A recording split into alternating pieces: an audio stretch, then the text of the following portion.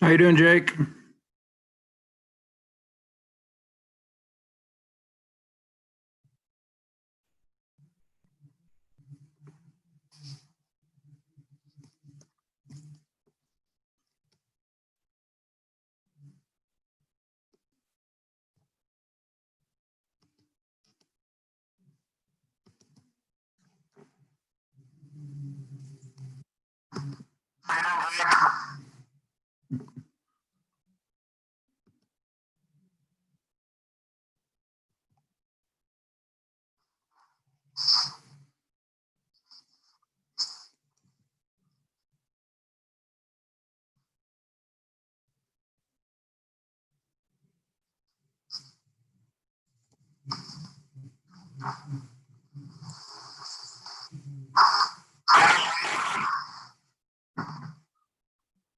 I'm well. How's everybody?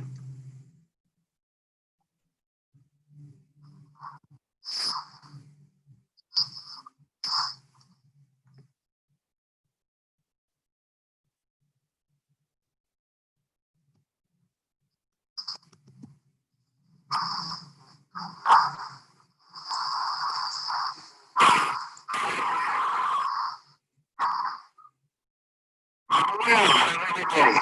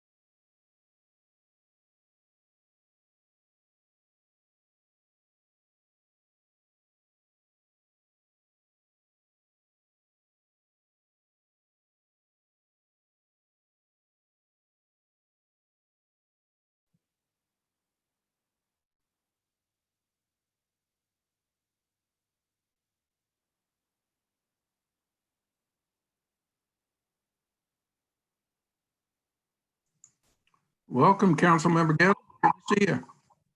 Good to see you, Mayor. Happy Tuesday, everyone. It is. I was in City Hall briefly today and no one was there. I was disappointed. I didn't get to see anyone. No. It's a skeleton crew, and skeleton takes on a whole new meaning during COVID. Yeah, for sure.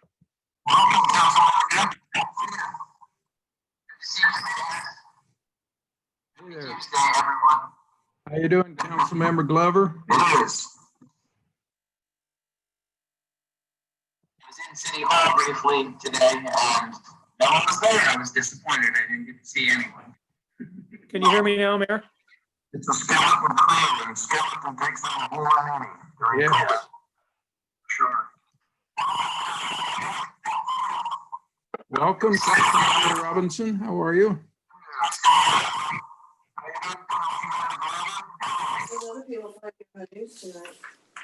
Is anyone else getting a lot of feedback there? Yeah, I Okay. come off mute on that one. That was bad. Hopefully the meeting doesn't happen. Well, if we don't get it, we'll get it the second, third, and fourth. Oh, happy Halloween, everyone.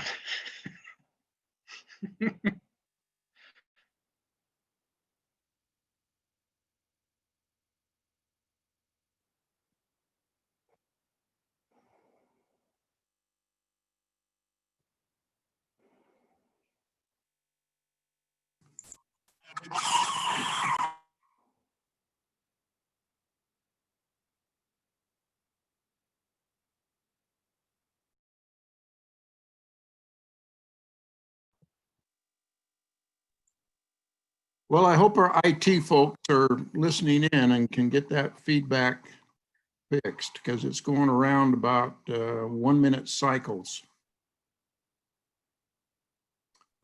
Well, let's begin. Chief Mazarin, are you hanging out there somewhere waiting to come in?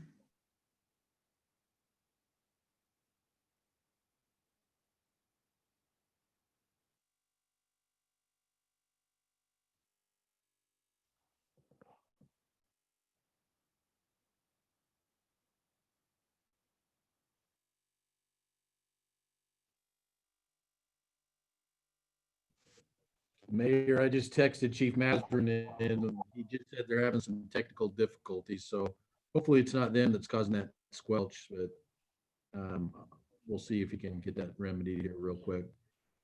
Were they calling in? I think they're on a Zoom link. Oh. Well, it seems to be gone now that they're gone. Yeah. I'll see if I can get some more information back here, but I just texted him when I didn't see him up on the board, so.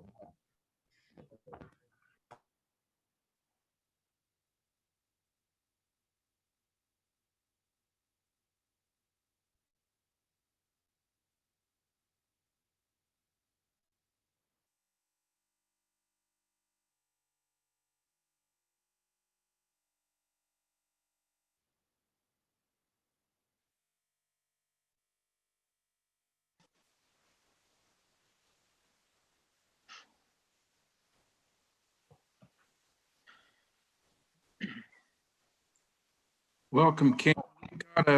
We've got a real serious loop feedback going on. With sound? Yeah, it comes around about 1 minute later after you say it. The clues point to Chief Mazarin, so they're restarting, I believe, and coming back in. Since they've been out of the call, it hasn't happened. I think Chief Thomas might agree that's a pretty good clue to solving the case. Oh, never mind. There it is again.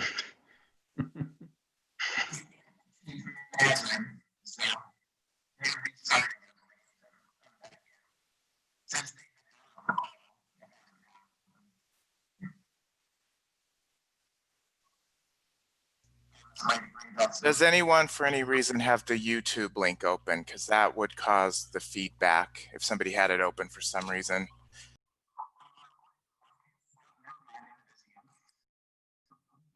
I don't.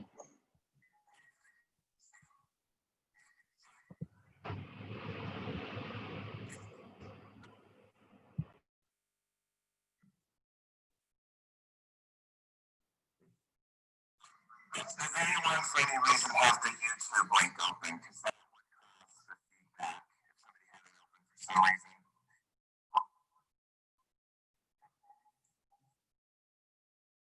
Okay.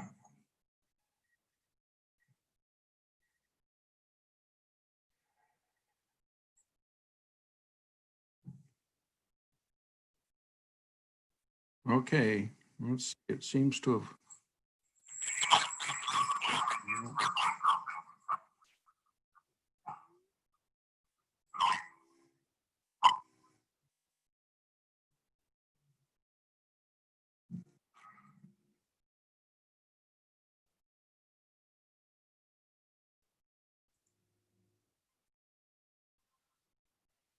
The strange thing is everyone's on mute. So even if they did have the YouTube on, we wouldn't hear it.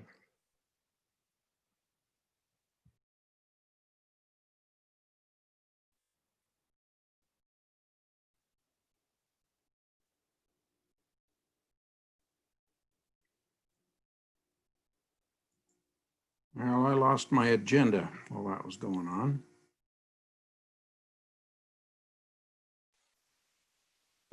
Workshop, Mayor, we have the UPD presentation. Yeah. Chief Thomas, I see you. Is Randy there? Oh, I'm here. I'm trying to get all the way to see if I can tell what the technical difficulty is. He says he was on, but they were having some issues. Yeah.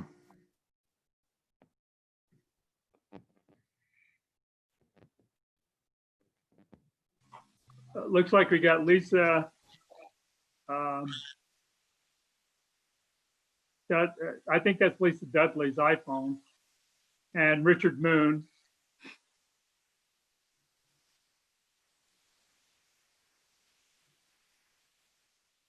I think I see Lisa. I think I see Richard. Either one of you want to jump in and give us an overview of UPD finances? That would be welcome. Can everyone hear me? Yes. Mayor, it's Chief Mazur. Can you hear me okay? Yes, I can hear you. Great. Okay, I think we worked it out, so we're ready to start whenever you give us the go ahead. Okay, I'm giving you the go ahead right now. Mayor, I don't think Chief Mazarin is on yet. I am on. I've hijacked Lisa Dudley's cell phone. Oh, and sorry, I misunderstood. Thank you. Yeah, we're all using Lisa's phone, and then we'll be sharing from Rick's computer to show you some of these exhibits. Just jump in right up front. When Councilmember Sperry called in and said he would not be able to join the meeting till about 7 o'clock tonight. Okay.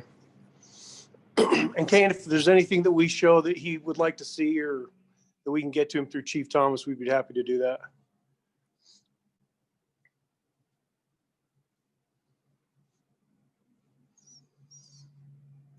Okay, I guess I'll get started.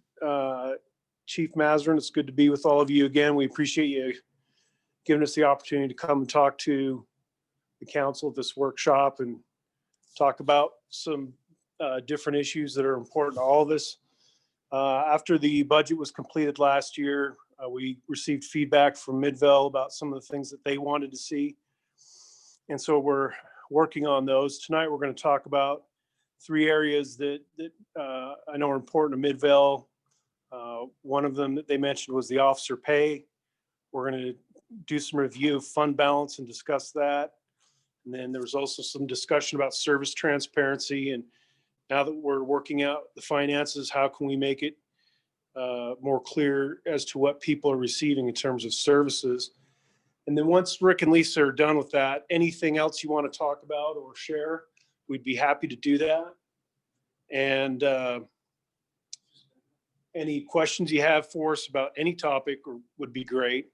And Chief Thomas, if you can hear me, anything that you want to add, or if you want to pipe in at any point during this meeting, please do. So any questions before we get started? I think you're good to go. Okay. Rick and Lisa. Okay, thank you. So what Rick has up on the screen right now is meant to be a tool to help with the board's desire to get, the UPD board's desire to get officer pay up into the top third of the market within a 3 to 5 year period. And this particular tool has been shown to our finance committee as well as to the full UPD board, but we thought it would be helpful to our member agencies to show this to their boards so that, there's some understanding of how we're trying to meet that goal. So first of all, in column A, you will see the different ranks of our sworn officers. Officer rank, sergeant, lieutenant, captain, deputy chief, and then down below what's visible on the screen is the chief of police, which is, we only have one position. However, one thing that Council Member Prokopis, who is from Magna, suggested, which is a great suggestion, is to take a look at where each of these ranks fits in the market and how far away from that market target UPD is paying its particular officer rank. And it's different for the various ranks. And of course, our officers, which are, we have the largest number of officers, and then sergeants, and then fewer lieutenants and fewer captains and what have you. There are different numbers of employees, as well as their position in the market is different for each of those ranks. Rick, will you scroll up just a tiny bit to see that header, the headers? Oh, okay, never mind. So in fiscal year 2021, we get this information from our HR department. That is where UPD currently sits in the market, rank by rank throughout, our various ranks in UPD compared with the market. So if we focus on the officers for a moment, just because the rest of the table works the same, and we consider moving forward, there's a couple of assumptions, some which we have no control over.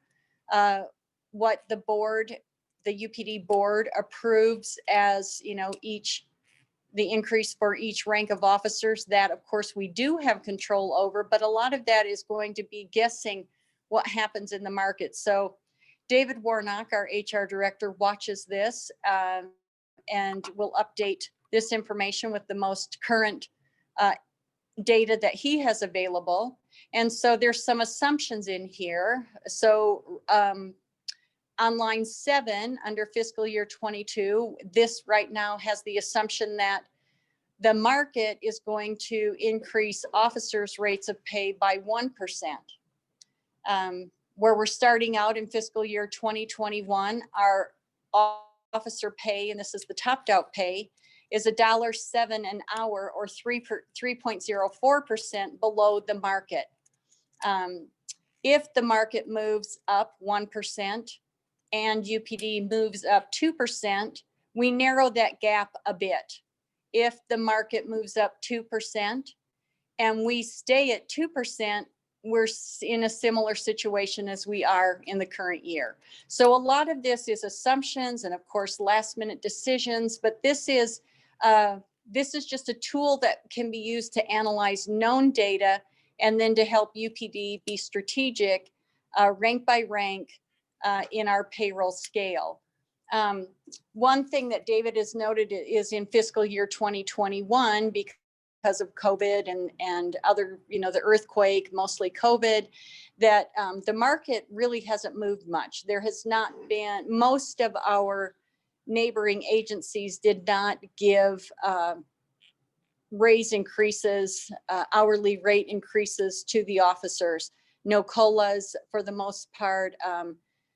little to no market movement. So the fact that UPD officers had been given 2%, the 2% helped us in reaching that goal.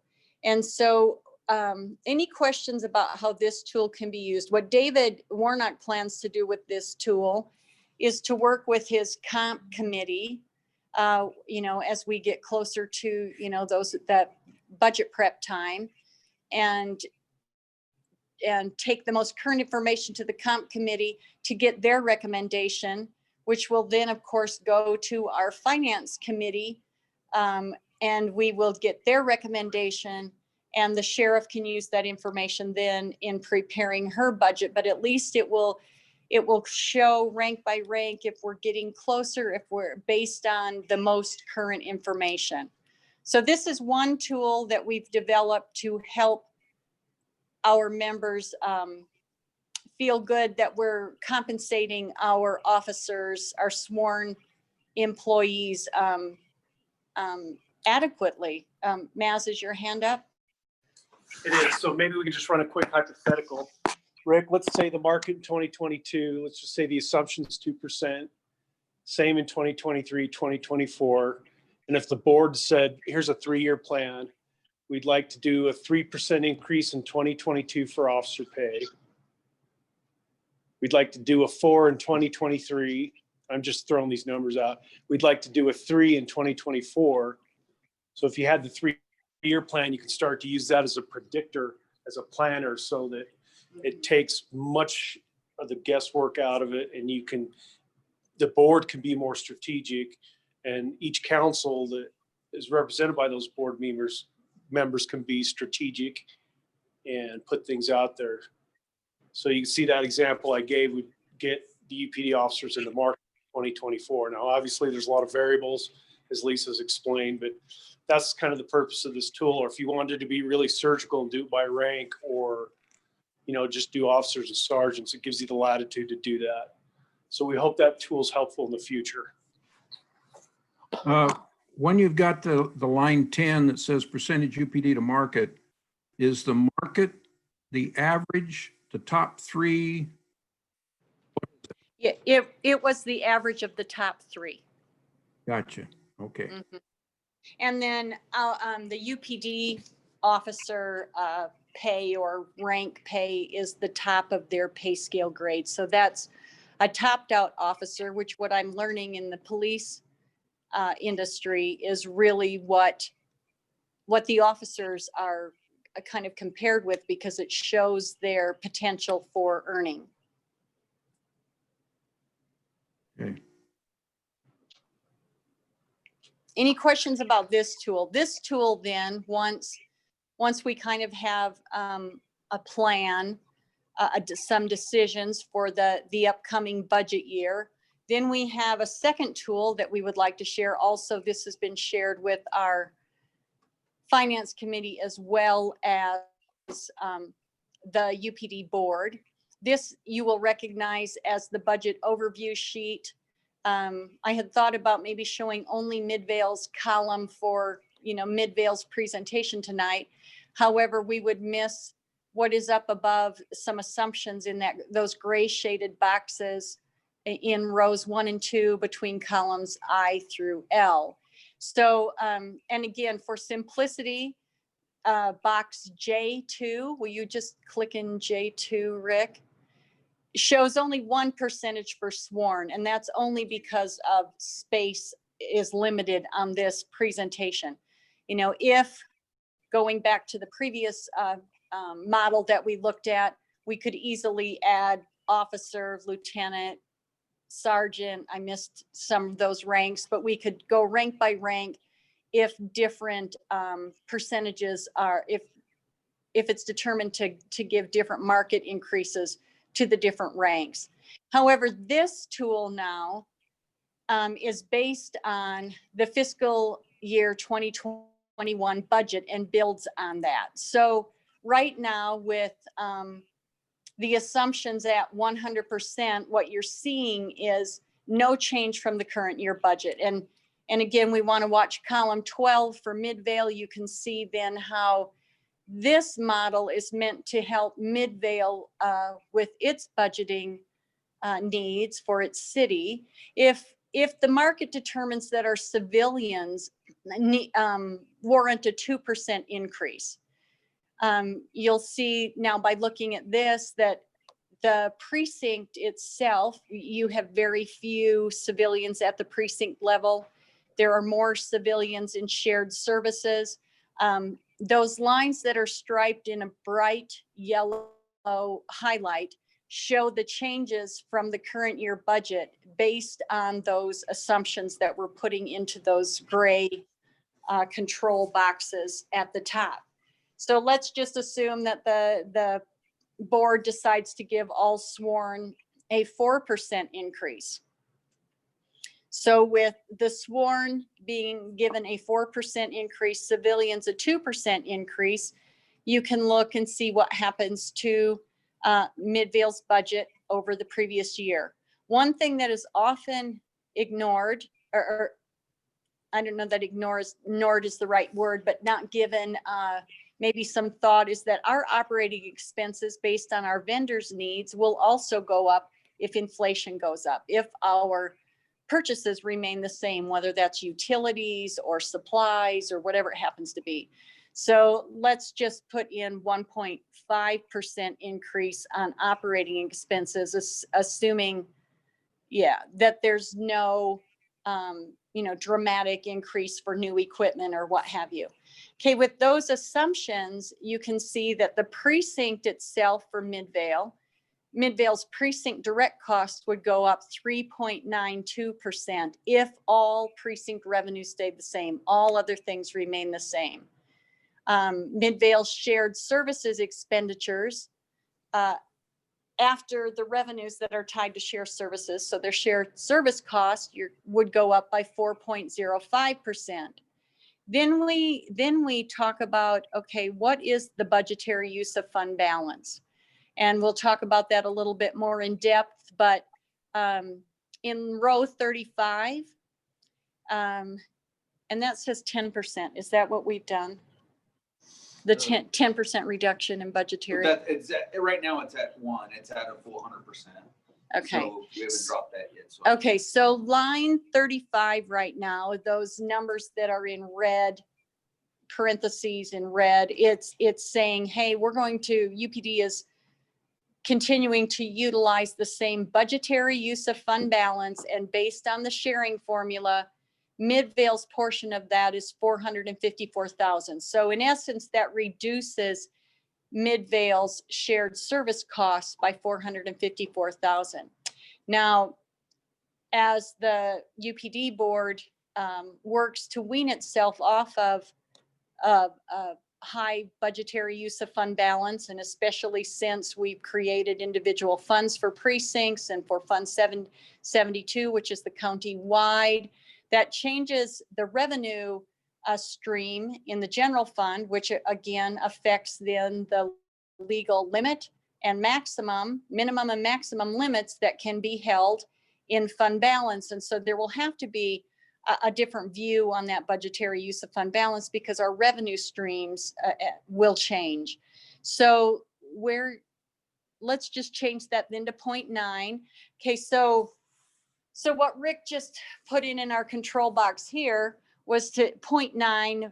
So if we take our $3.3 million of budgetary use of fund balance that we have in fiscal year 2021 budget, reduce that by 10%, now Midvale's share of that budget number drops to $409,000. And you see what happens then to the increase for shared services. With an overall, on row 41, Midvale's overall UPD contract price would go up 4.68%. So this is looking at civilians separate from sworn, separate from operating expenditures, separate from that budgetary use of fund balance, all the large components.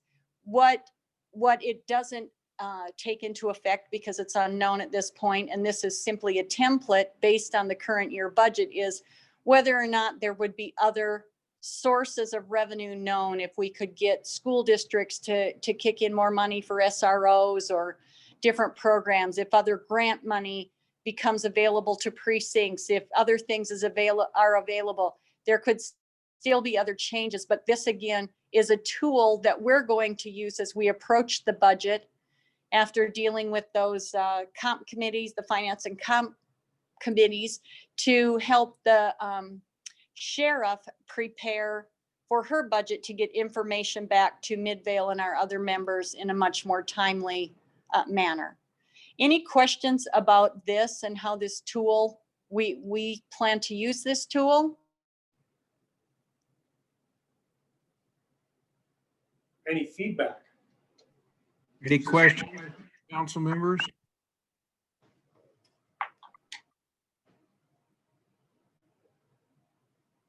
Anything that's not on there that you wish were?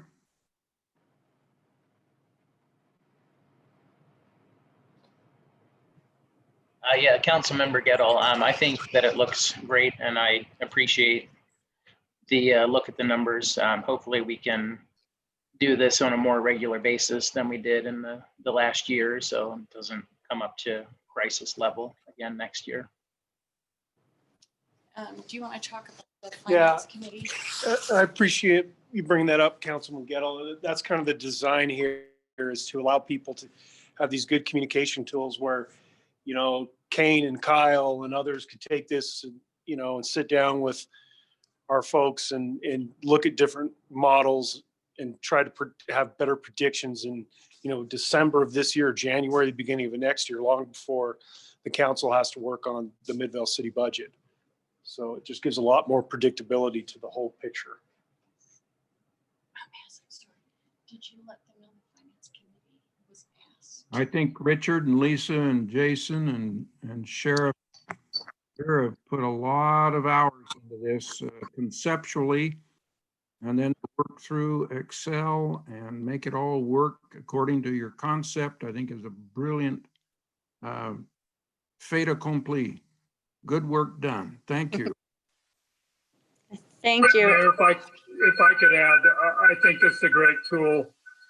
This is similar to the financial model that we built for our own city and helps us in forecasting. I think the city council has seen our model at every budget retreat when we bring it out and talk about the what ifs, what happens to sales tax, what happens to property tax, those kind of things.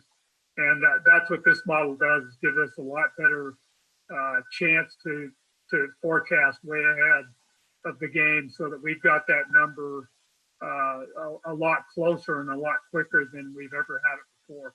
So I appreciate the work that's been done by UPD on this. I think it's a great tool. Thank you. While we're, is it all right if we jump to, since we just talked about fund balance for a moment, if we move to a more in-depth. Oh, yeah, hold on one sec. We do have one thought, though, that will help. Go back to that. Would you, Rick?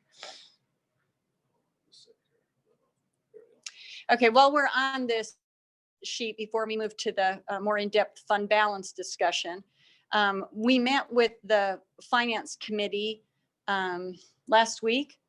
And one of the things that the sheriff specifically asked from them, and they will be meeting as an audit committee to hear the audit report in November. They will also be meeting as the finance committee in December, early in December. And the sheriff did ask them, we went through these two models, talked about how important this was to help our members be able to get budget information very, early on in their budget process, but that we would want the recommendation from the finance committee on their what they're hoping to see in the budget. And so that's just important for the sheriff to know that she is working towards the path that our members are comfortable with. And of course, we have a fairly large finance committee. It's more than a quorum. So, and they're always open meetings because of the size of of that committee, that hopefully by the beginning of December, we can have a really good feel for what the finance committee and then what the board feels comfortable with. That will be another step in the right direction to getting this information out quickly.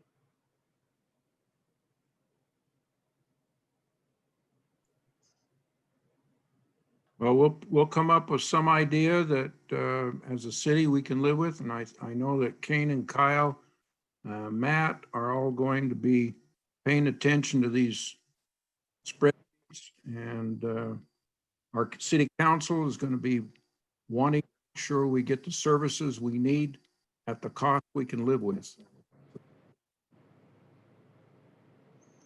Well stated. Great, thank you. Okay, one other thing that Midvale had concern with is the budgetary use of fund balance. And now I've spoken with both Matt and Kyle about this, and so I don't feel like they have any other questions. I think we were able to hash through this completely, but I wanted to make sure that the board understood this.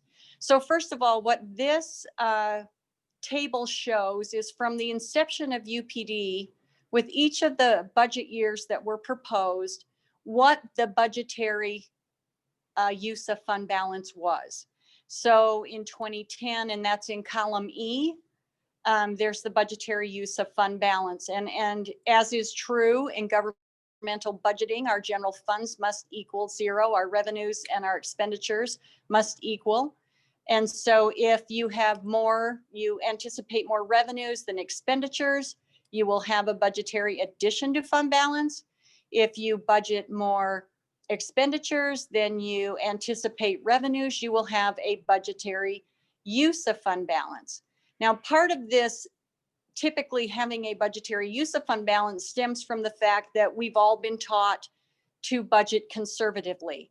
We don't want to budget extreme in our revenues and fall substantially short, nor do we want to budget below our expenditures and wind up with lines in our budget, departments in our budget that are over budget. So the concept of being conservative in your budgeting really points to a budgetary use of fund balance. And of course, with our use of fund balance, we mean borrowing from the piggy bank. So column E shows what was the budgeted use of fund balance. Column F then shows what is the percentage that is of our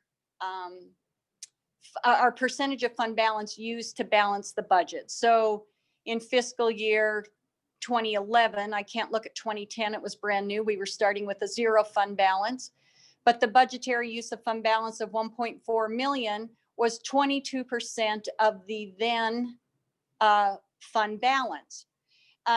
Then if we move to column G, we see what actually happened. Again, this speaks to reasonable budgeting, to conservative budgeting. But in a few years, UPD actually did use fund balance to balance its budget. In fiscal year 2019, you can see that UPD used $619,000 of fund balance. In that year, part of that fund balance that was used was money that was held to purchase the Bearcat. That was a huge purchase, but we needed to use that fund balance for that particular large purchase because that's why we had it. It was asset forfeiture money.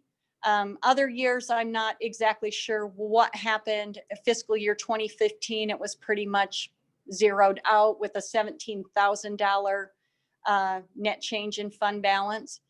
And then column H shows where did fund balance actually end up between, the beginning, the change in fund balance, what was our ending fund balance? Another thing to keep in mind is column J. Historically, prior to 2020, fiscal year 2020, UPD's budget included a budgetary line called under expend, which was an expenditure line that had a credit balance.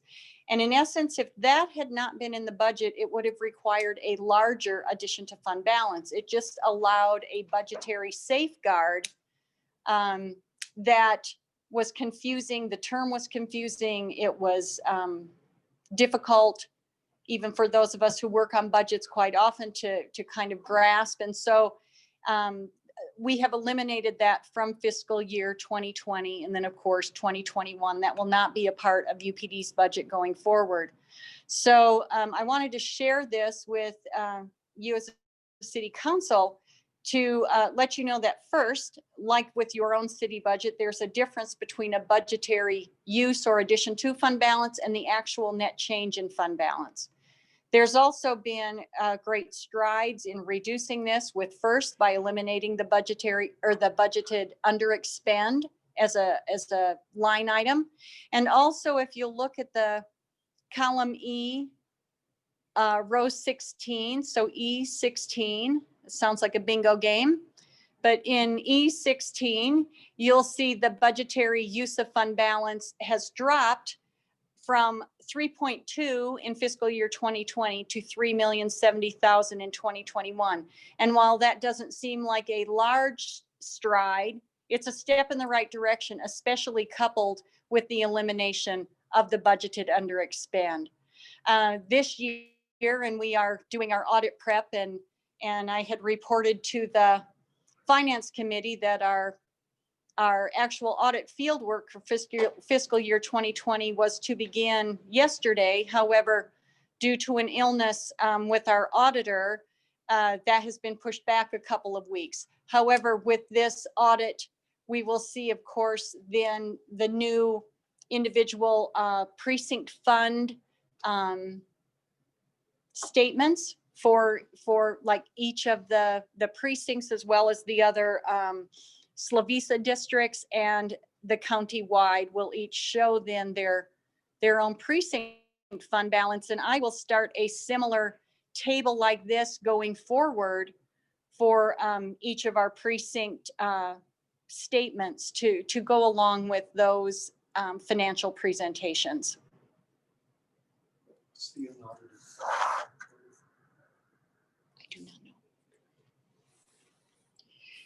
So any questions or anything I can help clear up about fund balance? Lisa, did I hear you say is the target amount that the board's looking for is a 10%, a minimum 10%? That came up with the conversation at the last board meeting. What was decided is that I need to work on a draft policy, and the finance committee, the next time we meet, one of the things we will talk about is determining a target. 10% was suggested by Mayor Daly, where Paulina Flint her first thought was that it needed to be at the full maximum statutory limit of 25%. However, I think she was thinking of UPD, which is an interlocal agency with no infrastructure, and comparing that with, you know, her understanding of White City Water, which has infrastructure. Right. And so I think that there was maybe some confusion about what should be held in fund balance. And then Mayor Daly clarified that as well. And I hope I offered some meaningful, you know, tips there too, that we do not have infrastructure. I mean, we have people, which is about 85% of our budget. We have supplies and equipment, and our vehicle expenditures are in a different fund. So when we're talking about our general fund, I would think somewhere between 10 to 15% would be an adequate target. But we'll see what the finance committee settles on and we bring to the board. Okay. My personal opinion is I think 10% is a good target amount for an organization like UPD, because really, you know, our fund balance also plays into your fund balance. The city's and entities fund balance plays into your fund balance. So in an emergency situation, you know, you don't get an emergency until we can't pay our bills. Right? Yeah. Yeah, that's true. And that's kind of what we talked about too at the meeting is, you know, a COVID situation or an earthquake or a riot situation. Those are going to be UPD's emergencies. Yeah. Thanks. Mm-hmm. Please, if, I know this was an important issue to the Midvale Council, it's been discussed. I don't want to walk away from this workshop. I know we only have 20 minutes, but we want to respect your time, but I certainly don't want to walk away from the workshop with anybody having questions, or if you have any requests for us to follow up on any of these items, please share that so that we can make sure everybody is kind of on the same page.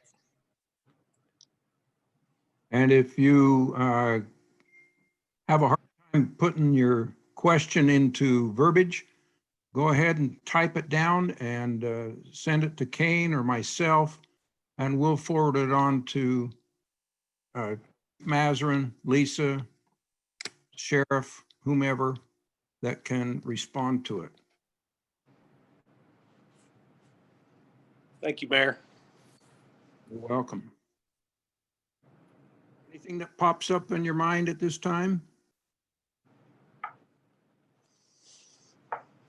Well, it's a very straightforward methodology that you've devised, Lisa and Jason and Richard, for the sheriff, to help all of us municipalities understand where things go and give us some ability to hold on to the steering wheel so we know what's going on in the future. We appreciate your model. Thank you.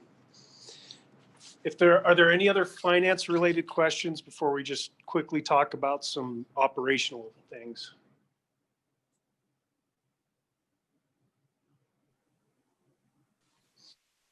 Well, Great. Chief, this is Kane. I would still like to take you up on that field trip one night, if we could bring the city council down. We're trying to find a night that maybe we don't have a city council meeting and do it, you know, do a field trip to show them some of your operation down there and also tour the city a little bit. So I'll be contacting you, and as I work with the city council, set that up. That'd be great. We'd love to do that. I know that was one of the issues is service transparencies where, you know, we've really got our hands around and arms around the budget, thanks to Lisa and Rick and everybody. I think one of the big questions that still is out there that we really need to answer is we need to show the importance and the relationship of shared services to the patrol functions that we do. And when, and I, you know, I've referred to it as a symbiotic relationship where what happens to shared services happens to the precinct operations and vice versa. For instance, a hypothetical, today Randy goes on a mental health call where someone's being violent. Well, in order for Randy and his officers to do that, he has to get dispatched, which is a shared service. And then he has to use a radio and an MDT to get to the location. Those all come out of shared services. You know, he has to go and find that person and, you know, maybe get them some help or restrain them. You know, that's a training issue. That's all shared services. There's got to be a report written about that incident. That's a shared service. And then, you know, in a particularly egregious situation, when I was the chief in Midvale, I did this a number of times, but UPD is one of the only departments out there that has a very active mental health unit. And we would take that case and refer it to the mental health unit, which is part of shared services. So all the functions that happen in the precinct are very intertwined with what's happening with our shared services, and they rely on each other. So as we go through and we're working on reinventing ourselves and in preparation for next year and doing some reorganization, we're going to try to do that in a way that we can create, you know, even more efficiencies. We are going to, you know, have to chop things and it's going to hurt, but we want to make sure we don't do that in a way that adversely affects our folks in patrol and their ability to do their job. So I don't know if you have any comments on that, Randy, that you want to throw out. I think you brought up an Appreciate excellent you. example. Go ahead. Oh, sorry. You brought up an excellent example, Chief, is actually just about a half hour prior to this meeting, we've got a mental health issue that's just, it's probably on a daily basis where it's generating 5 different incidents or cases a day with this individual.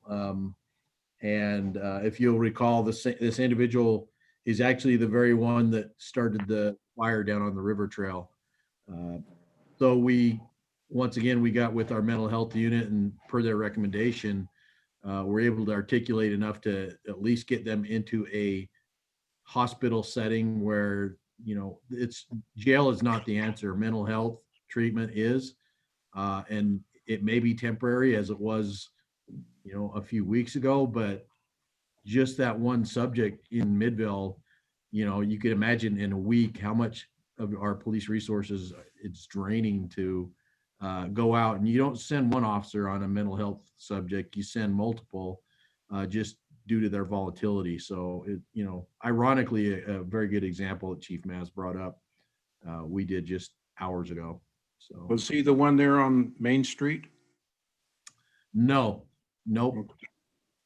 That was a warrant service, if you saw us going down that one. I did. Okay, good.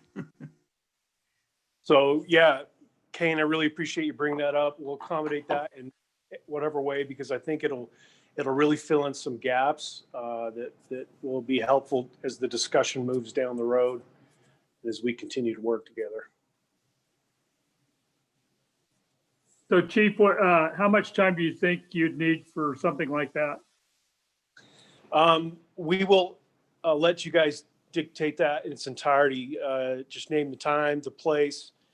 Do you want, the real super fast 1 hour review, 2 hours? Do you want to spend the day? I mean, anything that you want to look at. We could do something in the evening. If council folks wanted to invite a guest or bring a family member, we've found often that makes it, it's really interesting for citizens to come and get some of that insight that they don't normally get. And we'll have it set up so that we can, in a very detailed, surgical way, answer the questions that you have, and just show you around real quick and show you probably, we think of shared services, we always think of K9 and SWAT and some of the real high profile ones, but there's a lot of much lower profile ones that are getting used on a daily basis, and we'd like to introduce those too. So you just let us know, and we'll tailor it to whatever you would like. Well, I was thinking probably a couple hour session. We could bring the council down in the senior van and do some other things that night, but spend maybe a couple hours with you guys down there at the SOB. Yeah, we could absolutely make that work. Okay. All We'll right. put it together. Thank you. Getting that organized. Any questions from anybody? We got a few minutes. Any questions about anything?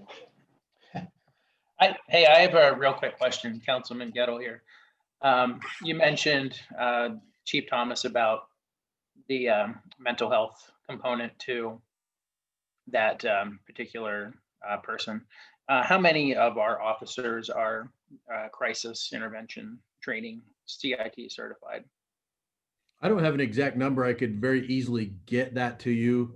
If I were to just spitball, I would say anywhere from 30 to 50% of our officers have formal CIT training. Okay, and you think that's adequate? I do. It's CIT training is not something you want to push upon someone. I think it's, there has to be a desire to, you have to be open to the training, or you're kind of wasting your time. But Okay. I'll tell you one thing with our officers here in Midville and dealing with the homeless community, which we got the best precinct. I'm just going to say it. I am absolutely biased for that for obvious reasons, but our officers all know that's what our community expects from them is, sincere empathy and dealing with these people that have, for whatever reason, they've come to this level in their lives. We're not to judge them for that. So But yeah, I could get exact numbers on that, but I'm just spitballing it anywhere from 30 Yeah. to 50%. If you could, I mean, I would be interested to know what percentage. I'm, if you're saying that it's an adequate number, and I fully trust your judgment on that, but I would be just my own curiosity. Yeah, I can get that for you, Okay, thank you. certainly. Yeah, this is Sheriff Rivera. We're getting those numbers put together for the entire UPD right now. And one other thing that we're focusing on is not just CIT, but teaching all of our officers. It's going to be in our training curriculum this year on how to deal with mental health, a little bit different than the CIT, but has a lot of the resources that CIT uses. And then our mental health unit, our goal is to increase that. We currently have 12 secondary officers, 1 sergeant full-time and 1 officer full-time with the mental health. So we're really focusing on the mental health aspect of the patrol side. So. And our Thank you. caseworker that's embedded with our mental health unit has been a huge resource to learn and to have his assistance. That's great. Thanks, Sheriff. Thanks, Chiefs. And I will agree with Chief Thomas. I think Midvale is the best precinct. I think that's primarily because of the person that was there before Chief Thomas. I just want to get that on the record real quick. We agree with both of those. I'm teasing. Any other questions or anything for? I'm glad the sheriff's on here. Anything for the sheriff or Lisa, Rick, me, Randy, anyone?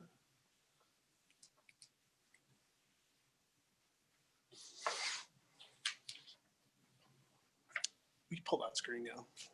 Do what? Pull that fund balance screen down. Like that. Okay.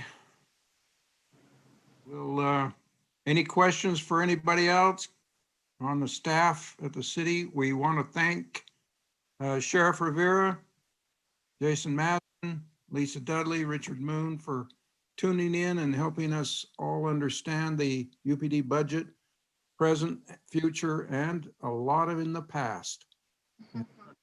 We're hoping that things will go much smoother for everybody as we move into the budgetary process for 2022's fiscal year coming up. Thanks, Mayor. Thanks for giving us the opportunity to come on and arranging for us to do workshop. Thank you. Thank you, guys. Thanks. We appreciate all you do. Thank you.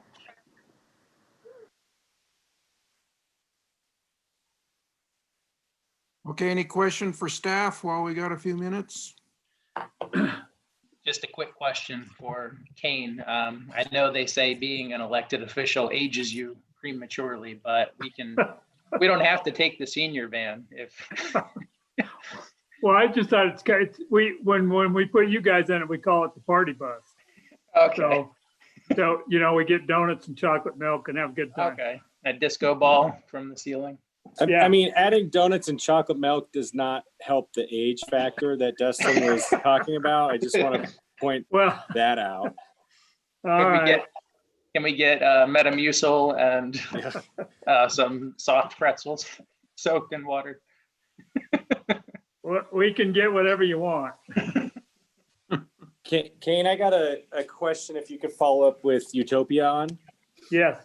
I was going to talk about it in my minute, but I think I'll just bring it up now. My area, they started blue staking and flagging, which is generally great. And since that presentation happened, I was able to answer a lot more questions than originally. The big question I'm getting is, are they gonna run power through the back, on the lines, or are they gonna dig up the front yard? I know Roger was kind of like, well, it's kind of a mix, but everyone is that's like the one question. If I could get like a slightly better answer from him, that'd be very helpful, because everyone sees these new boxes in their park strips, so they're all assuming that means they're going to run through their front yard. which I don't know if anyone really cares. They just want to know. Yeah, usually if the box is out front, that means they're gonna run it underground. If it's on the pole out and back, you won't see it. So if it's aerial, you won't see it at all. But if they're digging up the front, that usually means that they're going to be running the fiber underground. So to get from the house to that box, do each individual have to pay an extra then if they're going to run that underground? Yeah, well, it's part of the sign up. It's part of the signing up. Same thing you do with Comcast. When you sign up with Comcast, they come out and install the. It's an install fee then. Yeah. Okay. Yeah, and if there's like a ballpark install fee, that would be great if we can find that out, because that's what everyone's wondering. Yeah, there's no install fee. It's all figured into your it's all figured into your monthly bill. So there's no I upfront gotcha. fee. Okay, I get you. Okay, thanks, Kane. You bet. Do they have any plans for Utopia in the Jordan Bluffs other than in the commercial sections? Because I know, with the mixed townhomes, apartment complexes, it seems like a great place. Yeah, they're planning have on running coverage. it. Wasatch Properties is actually a service provider. So they're their own service provider. They just run the fiber to the buildings, and then Wasatch provides the service to each individual. So there are plans to have all that hooked up. Okay, that's good.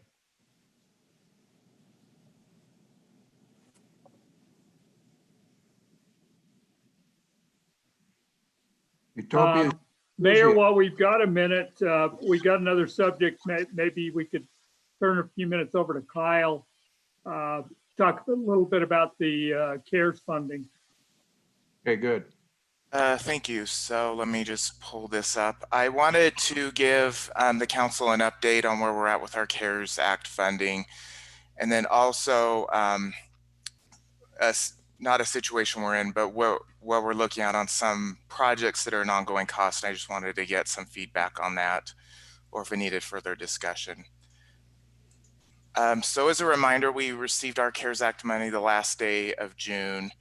The federal guidance is very slim on what we can use that for. So it's necessary expenditures related to COVID wasn't accounted for in our budget as of March 27th, 2020, and that it was incurred between March 1st, 2020 and then December 30th. As you know, we received our allocation from Salt Lake County. They attached some additional restrictions. So one is we can't use it as a revenue replacement. And I had talked about that last time with utility billing and possibly doing a grant program that would not be allowed.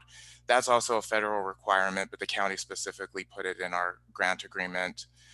And that a grantee, sub-grantee, or recipient can't also receive funding from Salt Lake County for the same expense. So that limits what we're able to do with the money, because if there's a county program for it, we can't have a duplicate city program.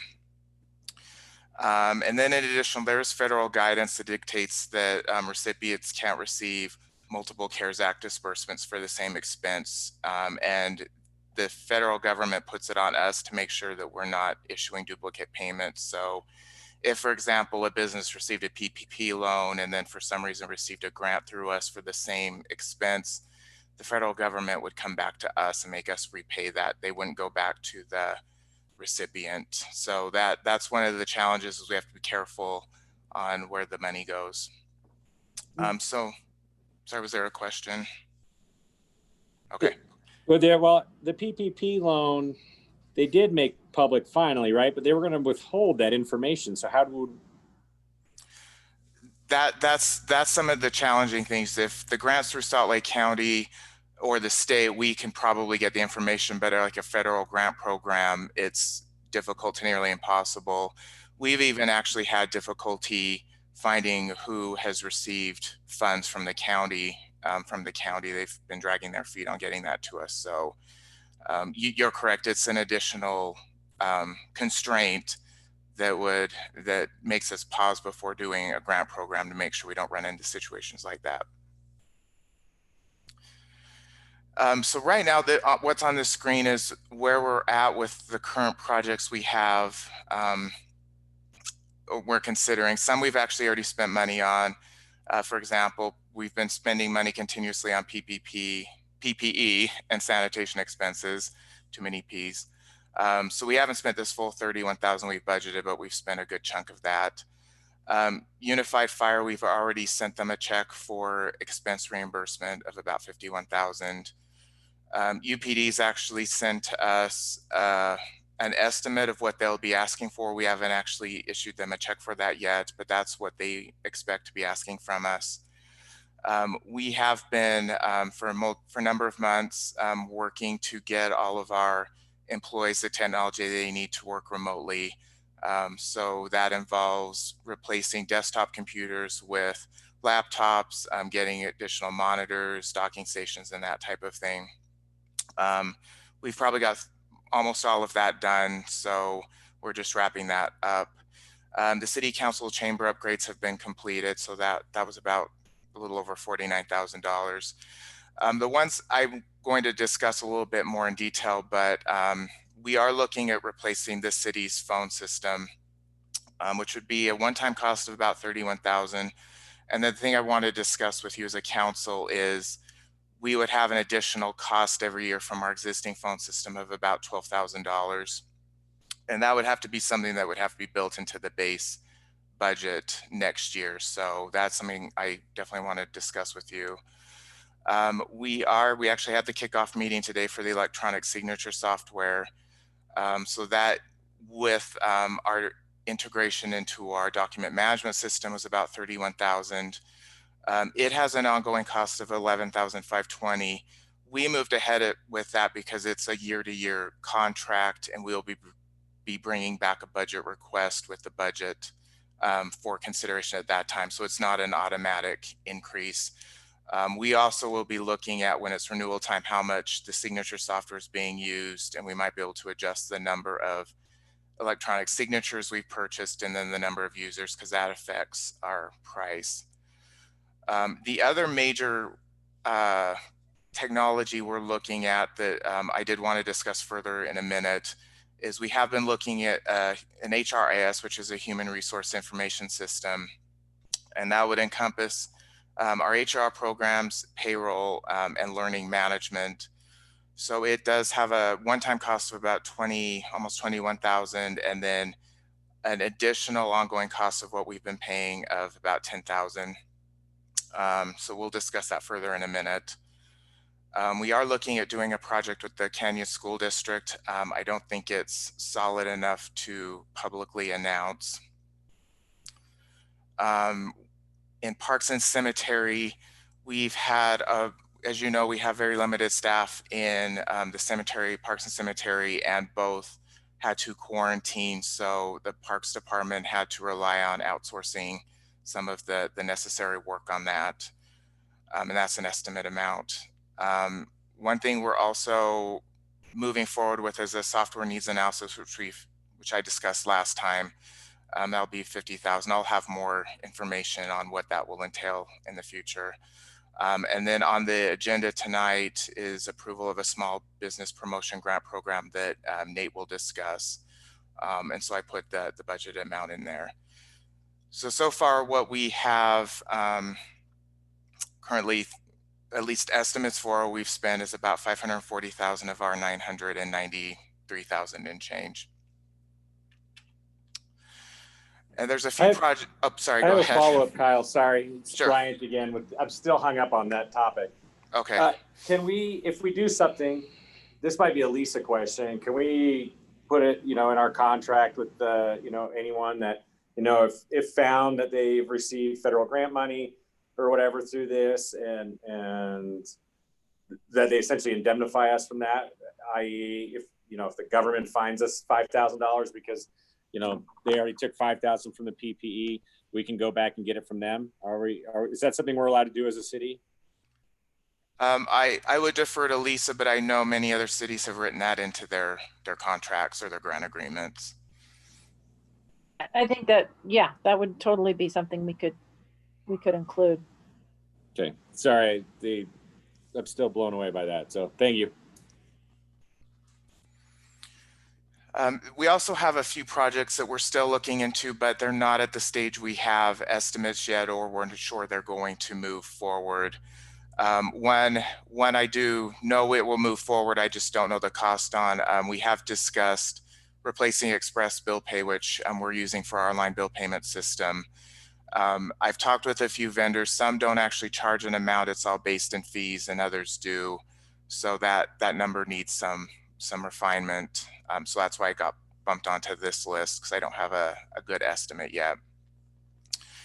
The court is also looking at doing online plea in abeyance, which software might be a little deceiving, but rather what it would allow is for a defendant who calls into the court and they are eligible for plea in abeyance, they would be able to file for that electronically and have the court system chorus be updated. It is being done at another city in Utah.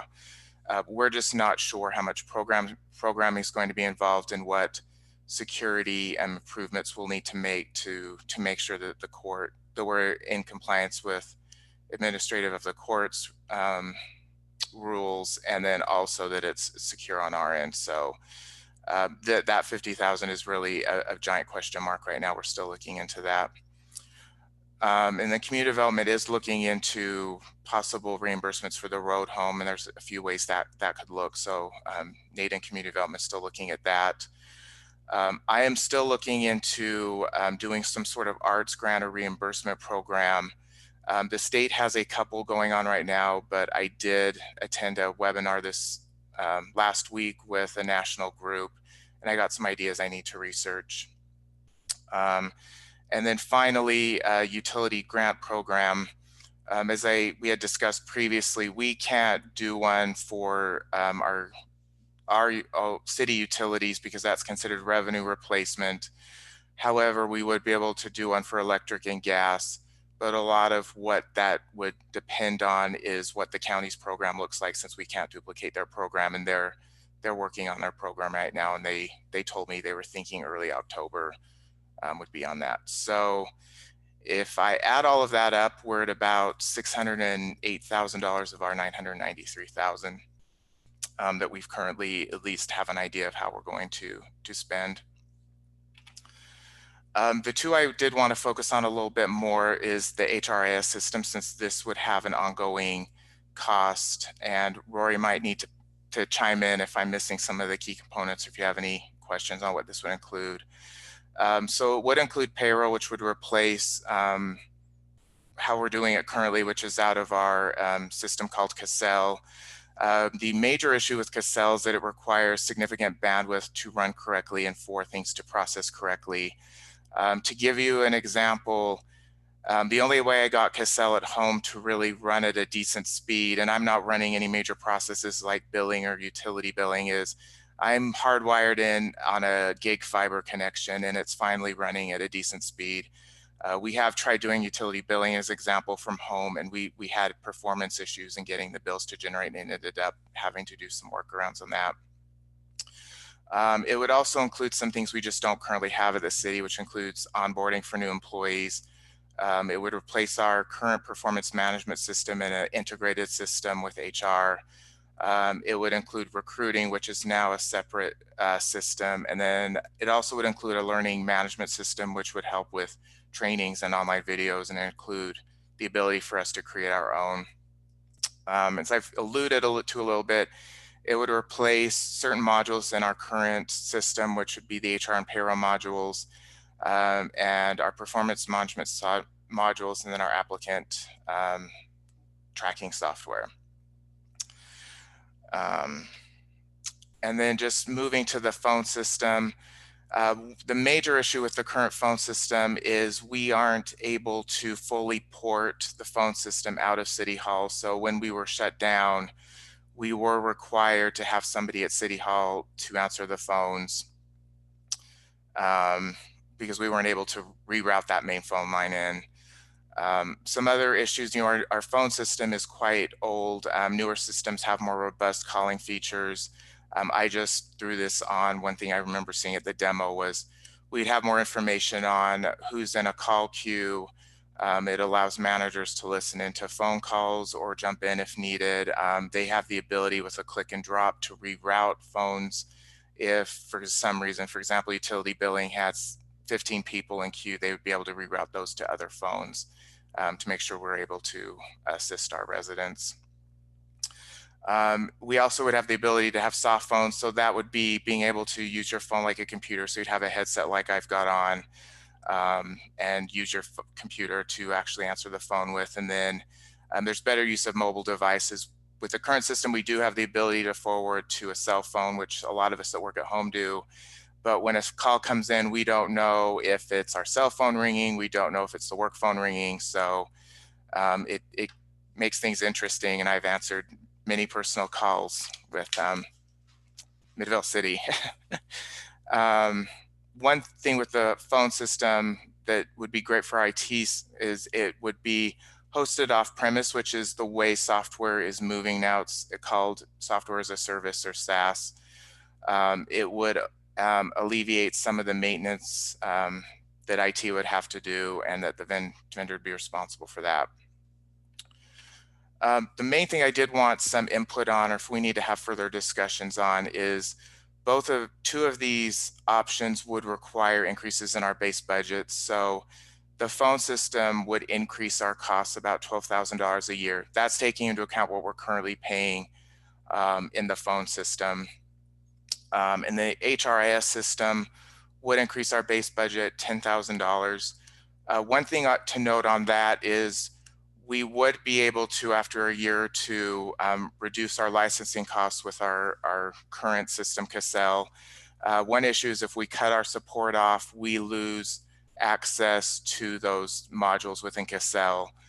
So it will take some time. We'll need that history for a while, and then we'll need to find a way of moving it off of the servers. So some of the direction I'd be looking for tonight, if you as a council feel comfortable with this increasing our budget, or if it's something we need to discuss further. We've tried to reduce the costs as much as possible, what the increases would need to be, but these would be automatic increases into next year's base budget, just due to the way we'd have to have a multi-year contract with both of these. Kyle, I think both they're good ideas, and I think that they're probably, whether we want them to happen is not probably the best question. I think they need to happen, especially with the HR stuff that we do, not having been through onboarding at Midvale not that long ago. It's just not the same process as it is in a lot of other organizations. It's effective, it does what it's supposed to do, but I don't think it's what most modern employees think of an onboarding process should be. So I think that is a definite one we should upgrade to. And phone system, again, I like to rely on your judgment and the judgment of those you're in meetings with. And if you guys think that the phone system needs upgraded, you guys are the ones on the front lines who I trust your judgment on that one. Thank you, Councilmember Gettle. Our onboarding system is lacking. Not you personally. Like I said, it was effective. It does what it has to, but it is definitely lacking in that. I'm really excited to get something up and a little more innovative. Yeah, it'd be nice. So thank you. Yeah. Something flashy. A little flashier. Yeah. Any flash would help. Well, are we ready to get the meeting going officially? Certainly let me know if you have any concerns, and we can definitely talk about those. Thanks very much, Kyle. Yep. We appreciate your efforts. Yep. All right, this meeting will be an electronic meeting without a physical location pursuant to Utah Code 52-4-207 as amended by House Code 5002. I, Mayor Robert Hale, as Chair of the Midvale City Council, hereby make the determination that conducting the meeting with an anchor location presents a substantial risk to the health and safety of those who may be present at the anchor location. This determination is based upon the fact that the city is unable to ensure compliance with the guidelines and public health protocols mandated by the state's current risk phase. I want to call this meeting to order and welcome everybody to our Midvale City Council meeting on this 15th day of September. Now I gotta go over, there's the agenda. All right. We've had a very enlightening workshop by UP. And Kyle has taken us through some of the finances and been forward looking there. So we appreciate our doing that. I want to begin now with asking Chief Thomas if he would exhibit his flag. If we would all please stand and repeat the Pledge of Allegiance with me.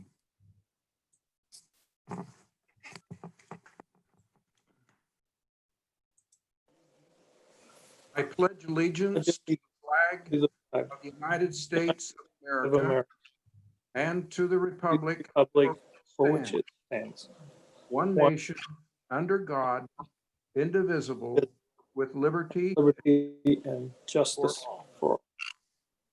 Thank you.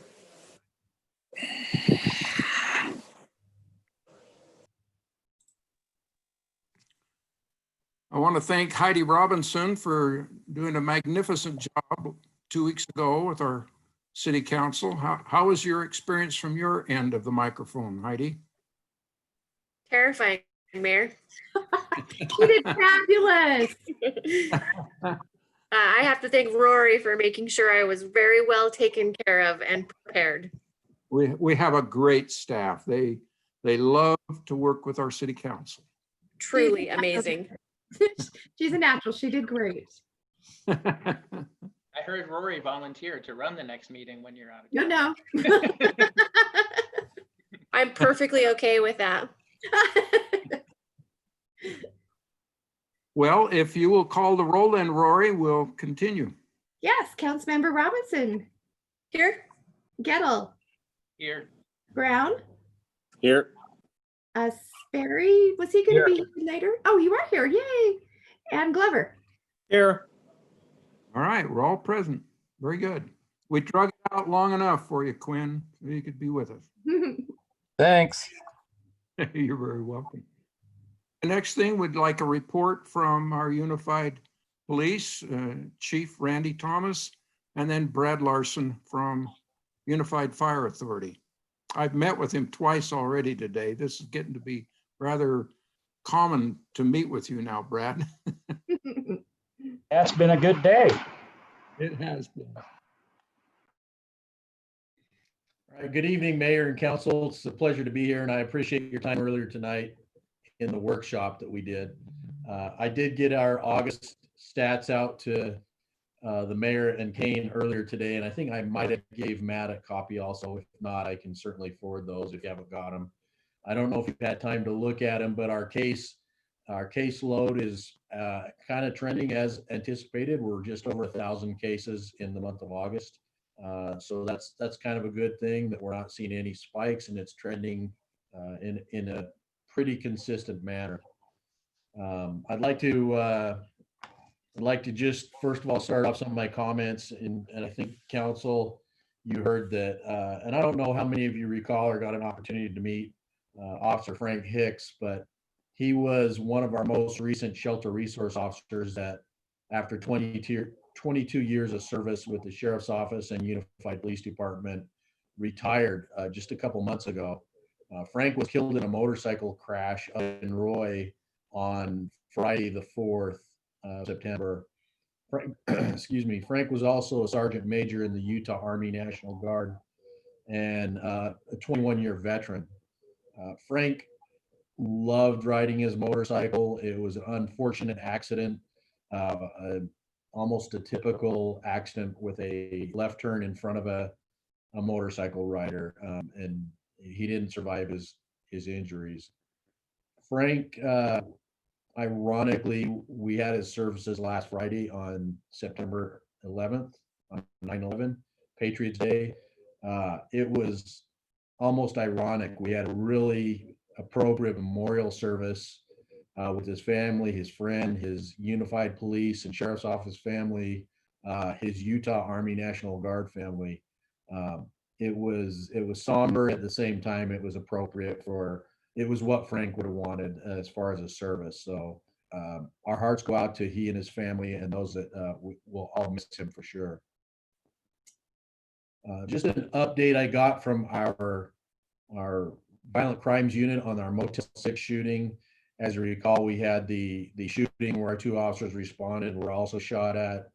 They've screened charges on the suspect, and he's currently on a $500,000 no bail, or excuse me, a $500,000 cash only bail, holding him in jail. He is being charged with attempted murder for the subject he shot within the hotel, and then aggravated assault × 2 for shooting at our officers.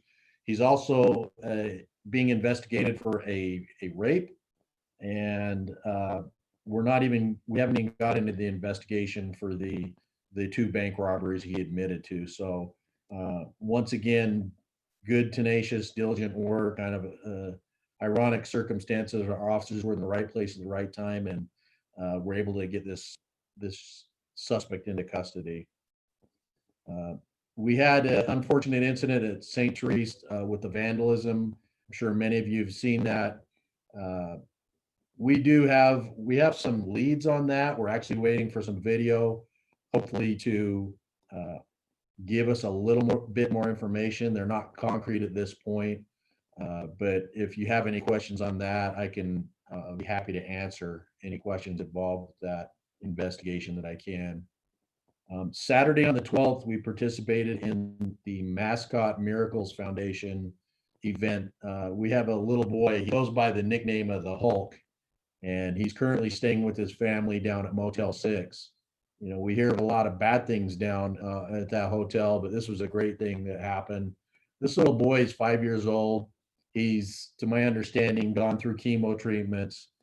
He was responding well, but now has to go back into chemo treatments, and doesn't want to. He even at a young age doesn't want to do that fight, but kind of as a outreach program, this Mascot Miracle Foundation, on fairly short notice, got a hold of us as well as Unified Fire Authority. We got fire engines to police cars, took him over in a pretty neat little parade over from Motel 6 over to the Fashion Place Mall, where various mascots, people, you know, I couldn't even tell you how many were there. UFA personnel, fire personnel, UPD personnel, all helped him do a Build-A-Bear. And it was reading some of the comments, his mother, after the fact, said that the little boy made a statement that it's his best day of his entire life, and kind of a neat deal. I want to thank Public Works for assisting us on a lot of issues that we've asked for their cooperation with, including trimming down some of the overgrowth in the city. That's going to help us with our ability to identify and deal with encampments as they pop up.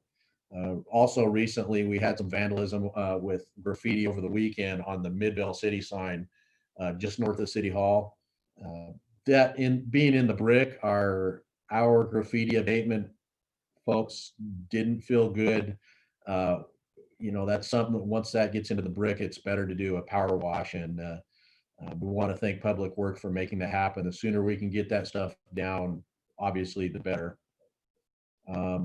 Isaac Pace, if you're all familiar, Isaac Pace is an old school Midvale officer and now UPD officer. He has made the decision to resign, and his decision is based on current events, not only locally but nationally, involving police officers. And he is just, I would say, in total, he's got 21 years of law enforcement, and that is in a couple different states.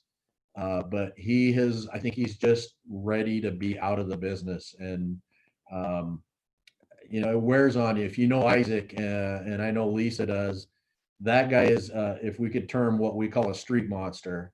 He knows where to find bad guys. He knows how to pursue and apprehend bad guys. And bring basically ultimate convictions on really good charges of drug possession, of you name it, he's done it.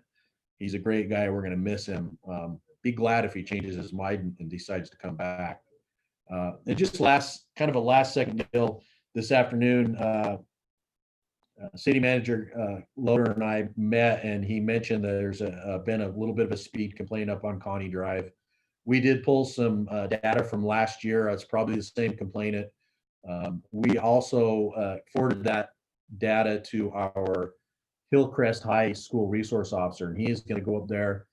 The complainant on that seems to think that it's the high schoolers that are short and cutting after school. So our school resource officer is actually going to go up there and observe the traffic pattern and flow himself and provide me with a synopsis and see if we can come up with a solution, or at least identify one or two of these kids that might be causing the problem. That's all I have tonight. Mayor, Council, if you have any questions, I'll be happy to answer them now or during the council comments. Any question for Chief Thomas? Yeah, I have a real quick question. Do you have any follow-up on the property? I think it was on Cottonwood, but bordering Cottonwood and Arizona.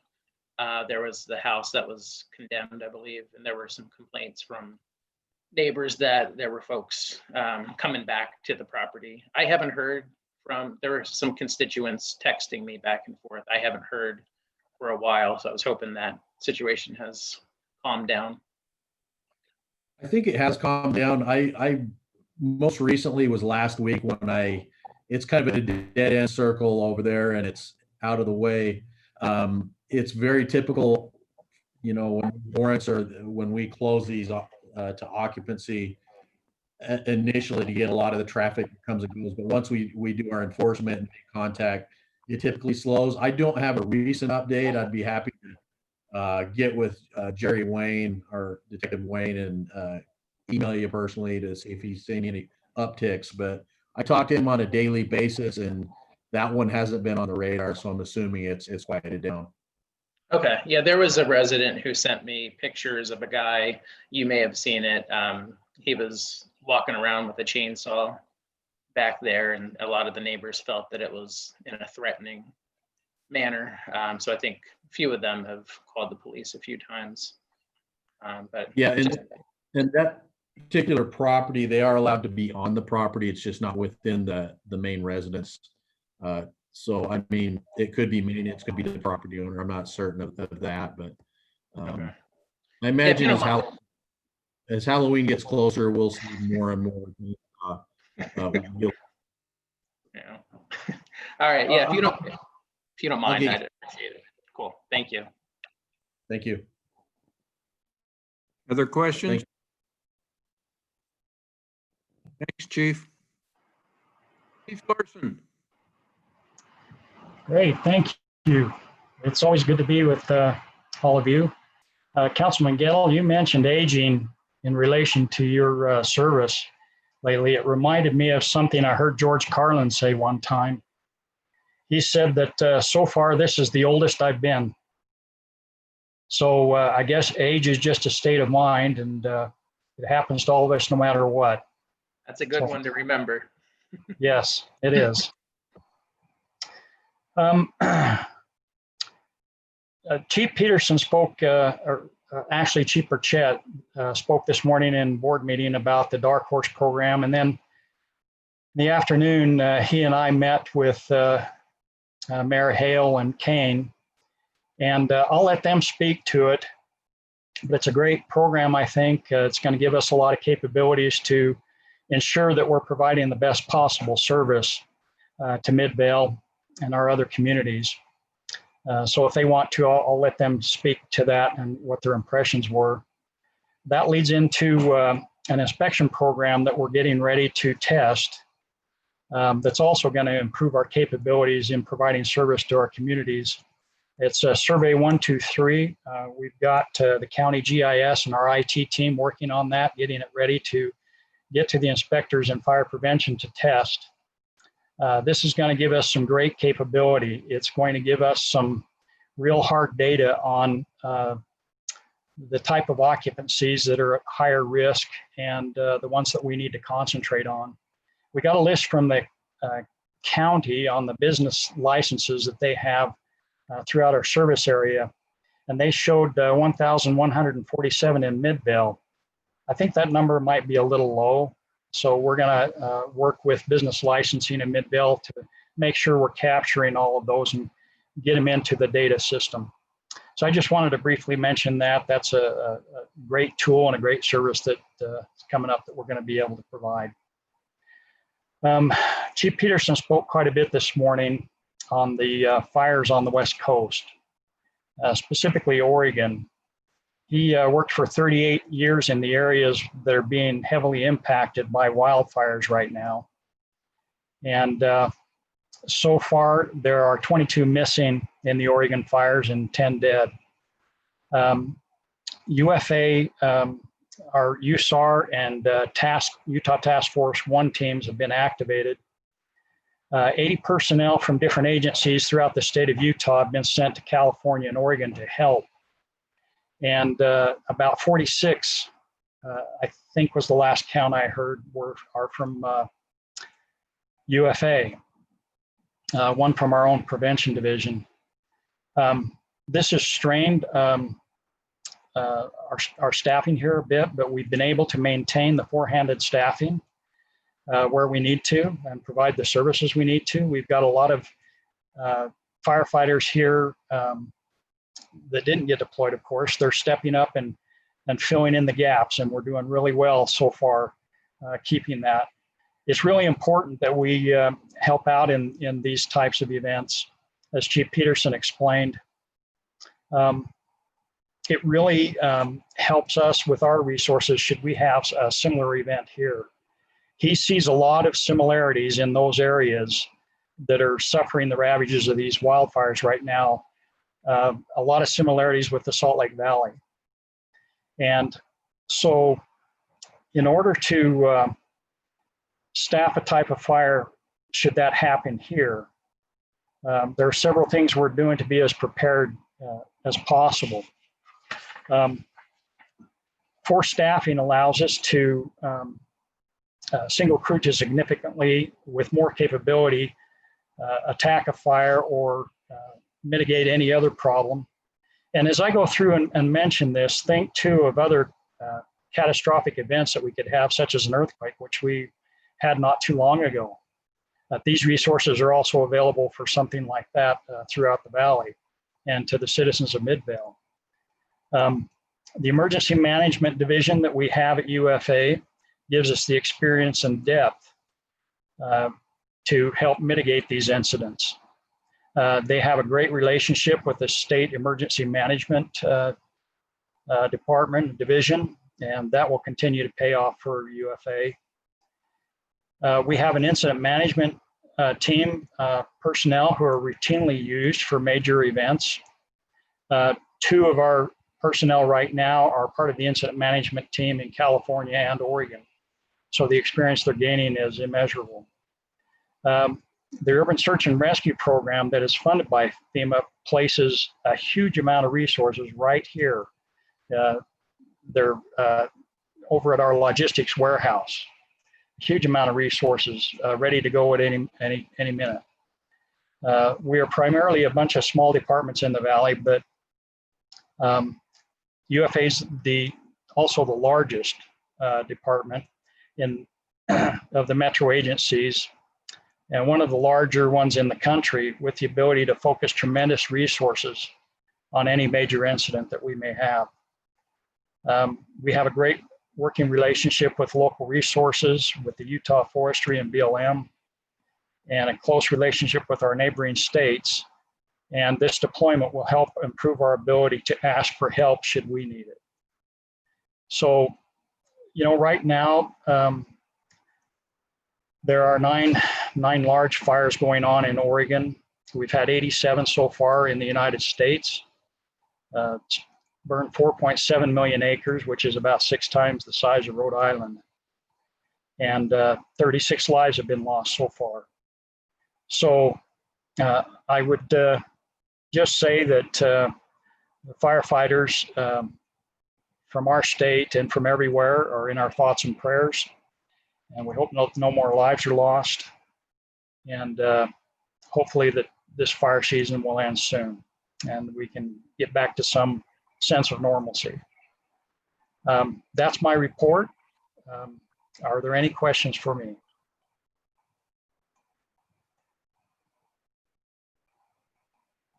Okay.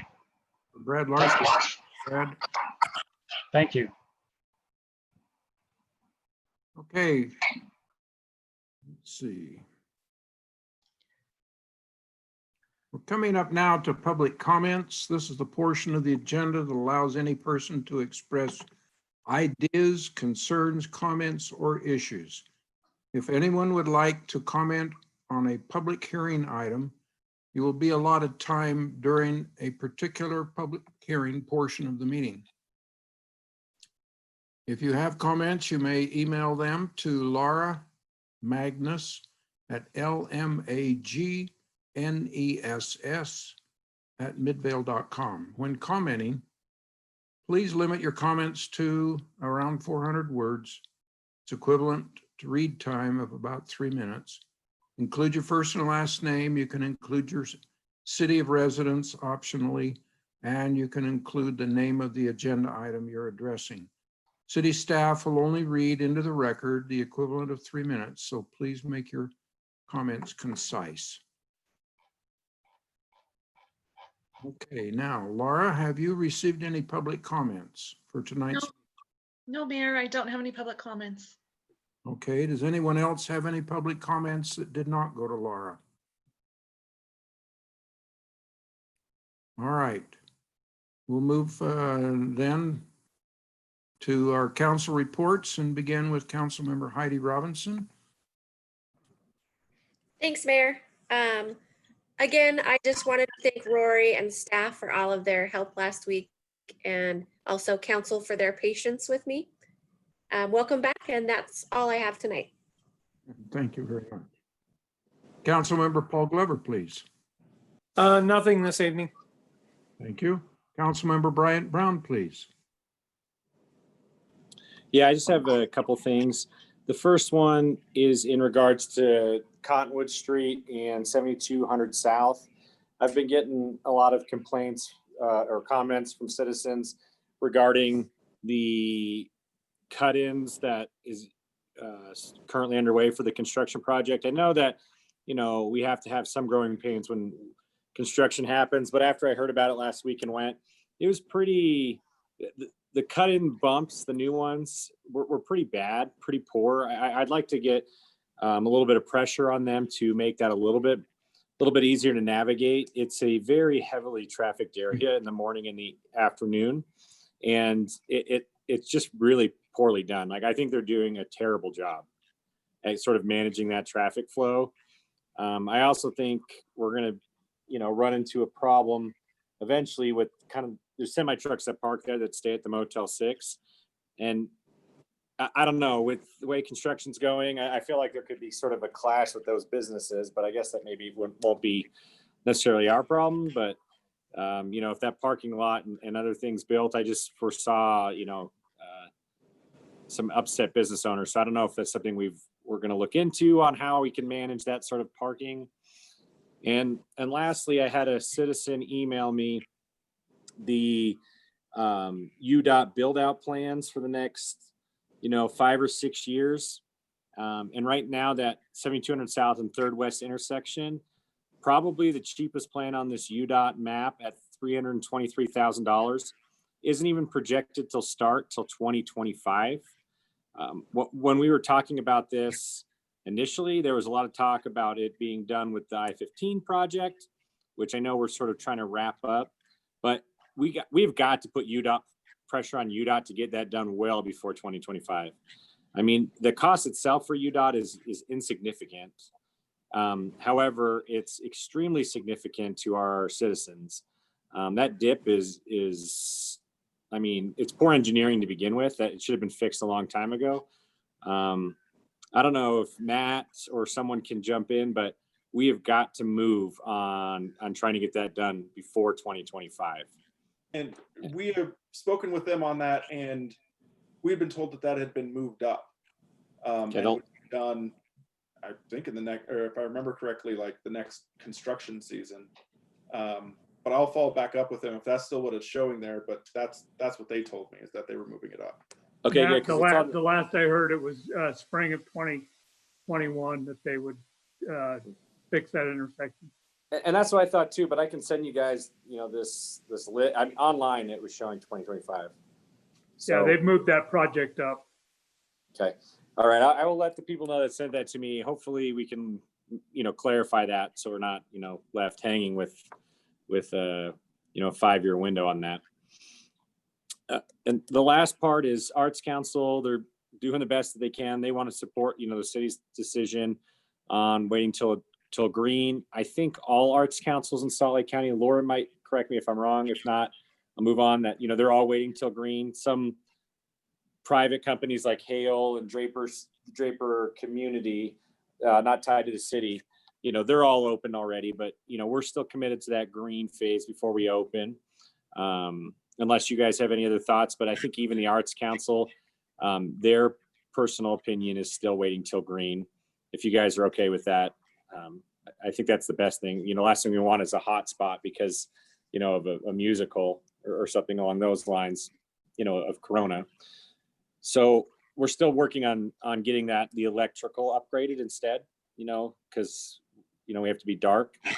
Do we know, Kane, do we need to get Keith involved or someone that maybe has the structural engineering plans to at least talk to the contractors? They said in the, some cities, they want their engineer to at least sort of, it's not really any structural changes. They have to just hang some new poles for electrical work, which is not even that heavy. But, some cities want to be more involved than others. And I didn't know the answer to that question since it is technically is a city building. What should we tell them? Yeah, I think probably Levi would be the point of contact. And then he can also work with Sunrise Engineering if we need some for someone to look at it as far as a building inspector. Yeah, that way we can, since it's technically the city's building, they have, an understanding of what's being done and everything like Yeah. that. Okay, so Levi would be the best contact? Yeah, Levi would be the best contact. Okay, I'll let the Arts Council know. Other than that, I think we're doing pretty good, trying to stay positive. I'd recommend you guys, there's a Midvale Arts Council Facebook page. We're going to try to do some goofy, like best musical voting, sort of like NCAA style and other things to try to get some engagement. So if you guys can like that page and follow it, I think that'd be good for the Arts Council to show, some city support. But, other than that, that's all I have. Thank you, Councilman Brown. Councilmember Gettle, please. Thanks, Mayor. Just two quick things. I was approached by someone in the Murray, what are they calling themselves? The Murray Chamber of Commerce. So we've dealt with them in the past, not very successfully from what I understand from some other folks I've spoken to in the past. They have a new president, I guess is what they call, or a new executive director of the Murray Chamber. They reached out to us hoping that we would, at the very least, meet with their new leadership team and see how we fit into, or see if we can fit into their plans for the near future. So just wondering who, I thought that he might want to talk to either Matt or Kyle, or of course you, Kane. Do you guys have any preference who I set him up with as far as just reaching out via email? I think be the best the person. logical one would be Chris Butte. Okay. Maybe Chris and Nate. Matt, unless you think otherwise, but those are the two that I would think would be the point of contact with that new group. Okay. And I would like to just get, I think is Chris on now? Yeah, he's on. Okay. It's not, so maybe, I think there's been some negative in the past, there's just been some negative interaction, or just, it did, maybe not negative is the right word, but it just didn't go anywhere with partnering with them. Is that a fair assessment, Chris?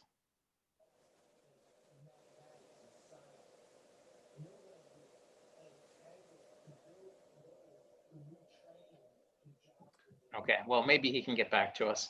I'll have him reach out. I guess what I'm saying is I'd like for there to be an open mind to it if we've had negative interactions in the past.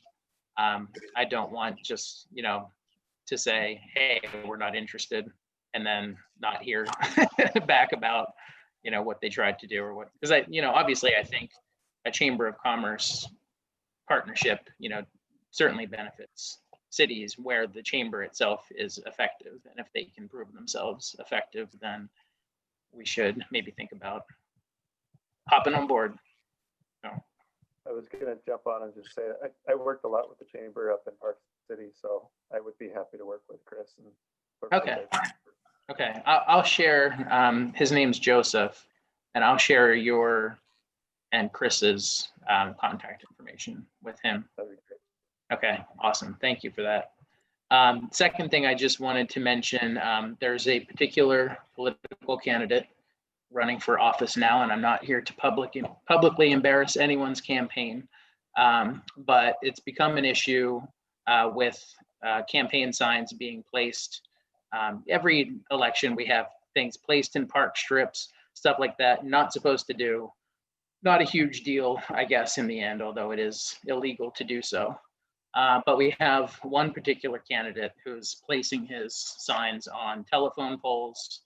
I've seen them on stop signs. I've seen them on speed limit signs. So, Matt, I know you said that you were having Officer Wayne focus on that. I'm hoping, you know, number one, that rather than taking them all down, which, you know, that actually does need to happen, they're placed illegally. So can we reach out do we have someone who can reach out to the candidate's campaign? I'm going to assume they're not doing it with any malice of the law. They're doing it not knowing that they're not able to put them up. For instance, there's one outside of Bohemian that's about 7 feet up the telephone pole. And it's got, I think I counted 6 nails in it, 3 on the top, 3 on the bottom. So there's one there. There's one a little bit further up Fort Union Boulevard, Fort Union and 300. That's also nailed about 7 feet up the telephone pole. So, you know, not only do we need to get these taken down and trashed or returned to the campaign, I don't know exactly what the proper protocol is. Just for full disclosure, I removed 6 signs in Midvale today that were on speed limit signs, stop signs, and I've left them in Lisa's office with notes on them where they were posted. The campaign can surmise why they shouldn't have been posted there, but I did leave a note on all of them where they were retrieved from. So again, my question is, can we reach out to the campaign and let them know, A, that 6 of their signs are in City Hall, and B, you know, there's got to be an enforcement mechanism is what I'm saying. We can't just say, oh, hey, we got 6 more of your signs, come get them. You know, if it's illegal, what are the legal ramifications that this campaign and any others for that matter, I'm not picking out any one campaign, but it's clearly been one particular campaign anyway that I've seen and heard complaints about. Rory, you're a collector of campaign signs. You probably have papered your walls with them. I probably could. You know, with the campaign signs, when it is our own municipal election, I will contact the candidate to make sure they get them signs back. Where it is a election like this, where it's difficult to get a hold of the candidates and it's time consuming if they don't care enough to follow the rules. It's up to you if you want me to try and contact them, or I can just discard the signs. I had Laura has volunteered to try and contact these candidates that are outside of the city and contact their campaigns to let them know that they're in violation of our sign ordinance. So we'll do that. And then I think Nate was going to work with our code enforcement officer to kind of keep an eye out as he's driving around for those that are in violation of our ordinance and take them down. Okay, and I'll give everyone the benefit of the doubt, but the ones that I took down today are ones that had been up for quite a while.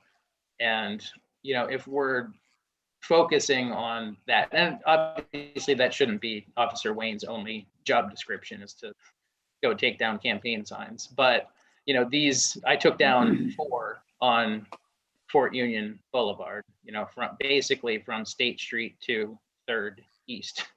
You know, there were 4 signs in plain view of anyone. So, you know, if we're not taking them down from our main streets and arteries, then, you know, we're just allowing a candidate and his team of people to do what they want. My question is, how much time do you want to spend on this, Kane? Because it is not easy to get a hold of some of these candidates or the right person to take down the signs. How much time do we want to spend on this?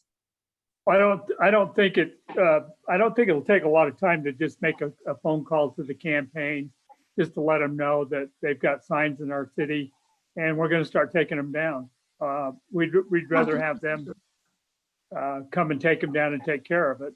But if they don't, we will. How long do we hang on to them? Pardon me? How much time do we give them? We need to give them. I'd say we give them less than a week to get them down. Because otherwise I'll chuck them because they're in my office. Yeah. And just for clarification, when we say, you know, someone's not following the rules, I mean, that's one thing, but technically they're not following the law. It's the law. Yeah. Yeah. So it's our ordinance. Yeah. So maybe we can just take a look at our ordinance and whatever our ordinance says. And to be honest, I haven't looked into it other than to know you can't put a campaign sign on a stop sign. I mean, that's campaign 101. But, you know, maybe if it's still a problem, we need to start looking at the actual enforcement mechanism of our ordinance. I'm sure it might say something about the time period we keep it, or it might say it'll be discarded immediately. So that would be something. Yeah, I can look into that, Rory, and let you know. And I'll get back to you, Councilmember Gettle. Thanks, Lisa.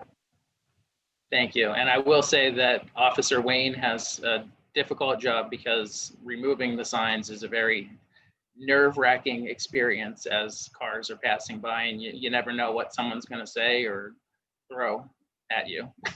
So they're 7 feet high. Yeah. But okay, so I'd appreciate the follow-up on that. Other than that, I don't have anything else tonight. Thank you, Councilmember Gettle. Councilmember Sperry. I have nothing this evening. Thank you.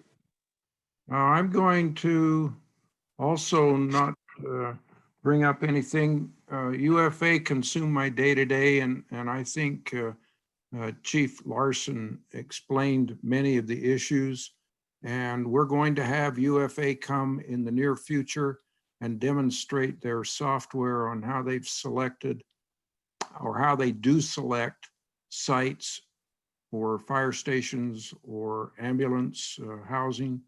It's pretty interesting, but that'll be for another day. So city manager report. Thanks, Mayor. Yeah, I just wanted to let the council know that we will schedule UFA to come in and make that presentation. About a 20-minute presentation. It was very interesting and kind of verifies the right place to put a fire station and as far as response times and those kind of things. So I was very impressed by the new technology that they have. Secondly, my wife and I made 2 weeks of quarantine, and we're still married, and got through that. And we were exposed by one of our children and their families. And so it was an interesting experience, but we both worked from home in separate rooms, and we got along. So that was good. Matt, I'll turn some time over to you to talk about the wind event. Sure. Thank you for the emails that we received talking about some of the needs last week with regards to the windstorm. The suggestion was made that we had looked into doing an early bulk waste pickup in September, and Public Works did some quick research on sort of the cost and timing of that. And as I indicated in the email I sent out to council, just even the timing of it with the demand that they have right now would make it that the October bulk waste pickup for the limbs that came down last week is probably the best method for picking those up. In addition to that, and part of the reason I'm repeating it online is for the residents that are watching this, is just to sort of reiterate what we've put out in social media, which is that we have the early October, starting October 5th, bulky waste pickup. If you need to get rid of limbs or anything sooner than that, we do have vouchers that are available at City Hall that will cover $10 of the fee to dump that green waste off at the Transjordan landfill. And then the third thing is there's always the ability to set up, work with ACE in order to have dumpsters dropped off at your property. We ask that you work through the city in order to coordinate that. And so again, if you have a lot of limbs and things that are in your yards, those are sort of the methods that are the best way to handle those right now. From what I've gathered is, of course, there are some issues that have popped up throughout the city, but as we've talked with Rocky Mountain Power and had our own field crews out working on a variety of different projects, it looks like broadly speaking, we handled the windstorm pretty well. There were a variety of different limbs that Public Works had to pull off of the road. But overall, compared to some of the cities up north, it seems like things went fairly well for us. There was no significant damage to any of the city properties, again, other than just losing some limbs here and there. Tree limbs, to be clear. And anyway, so I just wanted to kind of reiterate what options people have for cleaning up their green waste and talk to you about some of the things that we've been doing since that windstorm last week. Does anyone have any questions on any of that?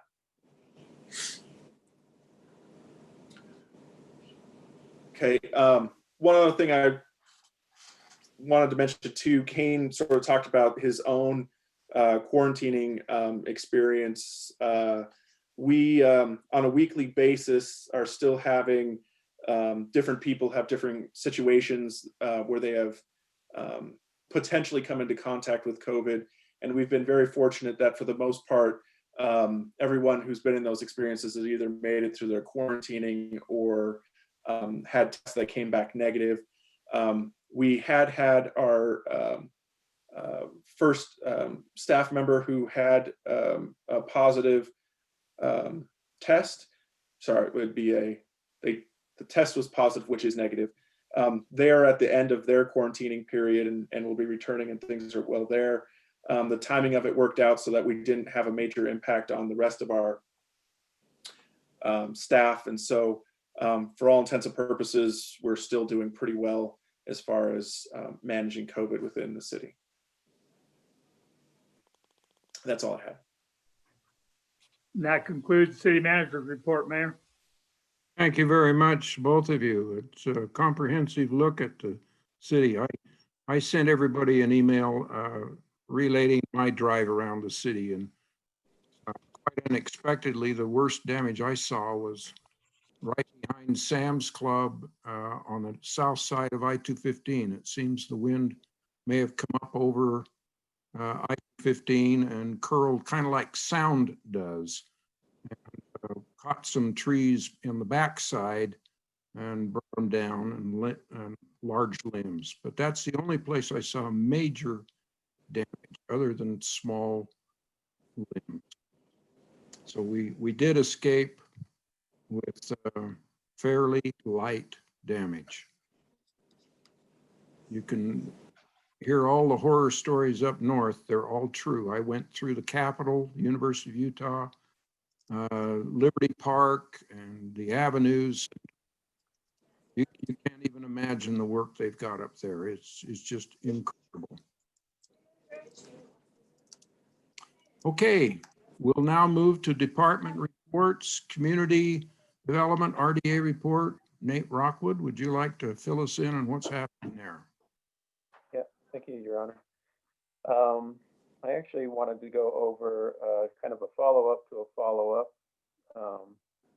that Councilmember Brown had brought up several months ago. And this is regarding the stop at Roosevelt and Altaview. So in following up on that a little bit more, the city engineer was able to dig into some previous reports and go through some recommendations for that potential, or what could be done on that intersection there. The city engineer continues to not recommend simply switching the signs from one direction to the other, but rather would recommend if council wishes to do something there to instead put a four-way intersection in there. There was a study that was done in 2017 specifically on that for the four-way intersection. The criteria that was followed for that was the Manual of Uniform Traffic Control Devices. And they really look at whether it's warranted, and that and there's some factors that go into that, the number and the frequency of accidents that happen there.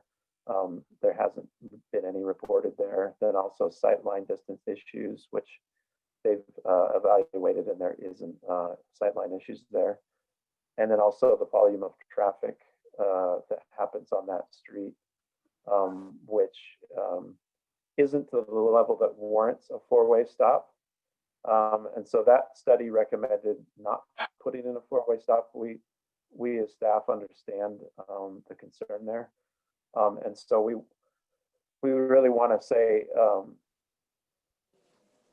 it's council's decision if they determine that a four-way stop would be there.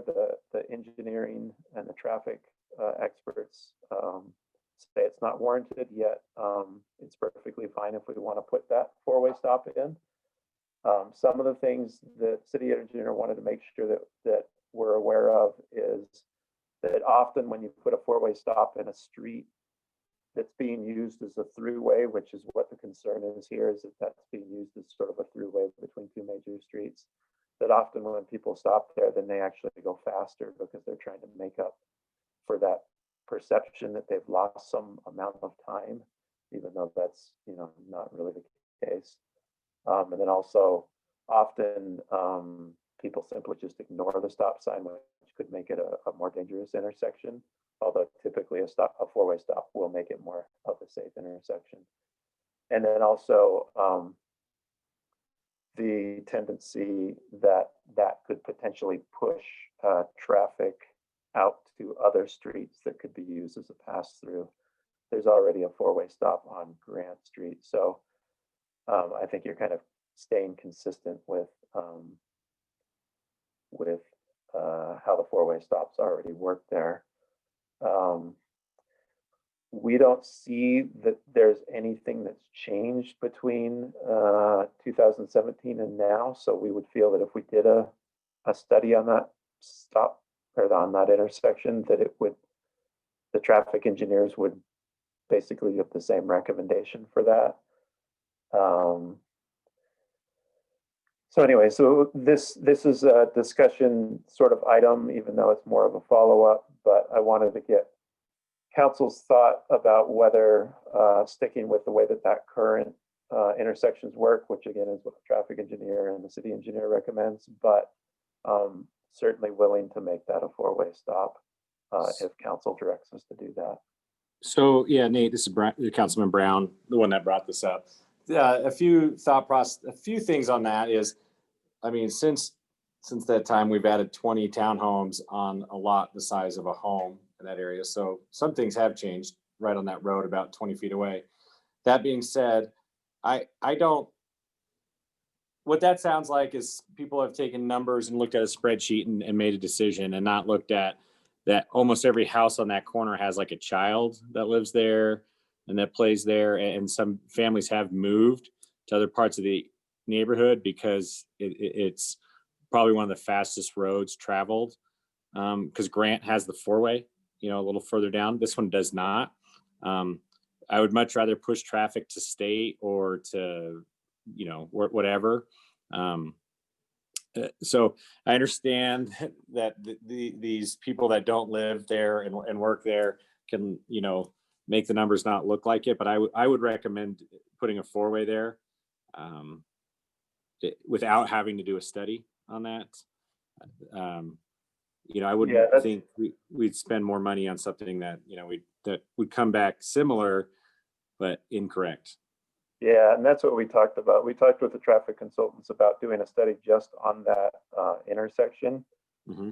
And then also a study kind of showing what the traffic would do further out from that. And when the prices came back on that, we kind of felt like rather than do a study, it would be better to just ask council if they wanted to put a four-way stop there. And so that's what we did. We certainly, the option is we could go back and do a full study, which would run several $1,000s and probably, like you said, yield the same results. But also, like I said, up to council if they would wish to put a four-way stop, we're fine with that. That just sounds like very bureaucratic. Like you have to do a full study and go through a process. I'm for it. I don't know. This is really close to home for me. I don't know if the other council members even have an opinion on it. So I don't know how we would proceed, something like that. Council Glover here. I'm good with a four-way stop there. I think it'd help. I agree. One, I think that, Councilmember Brown lives there and talks to the people who live there. And, I think that he would probably know best what the pulse of the public who has to walk back and forth there each day. So I would defer to Councilmember Brown's judgment.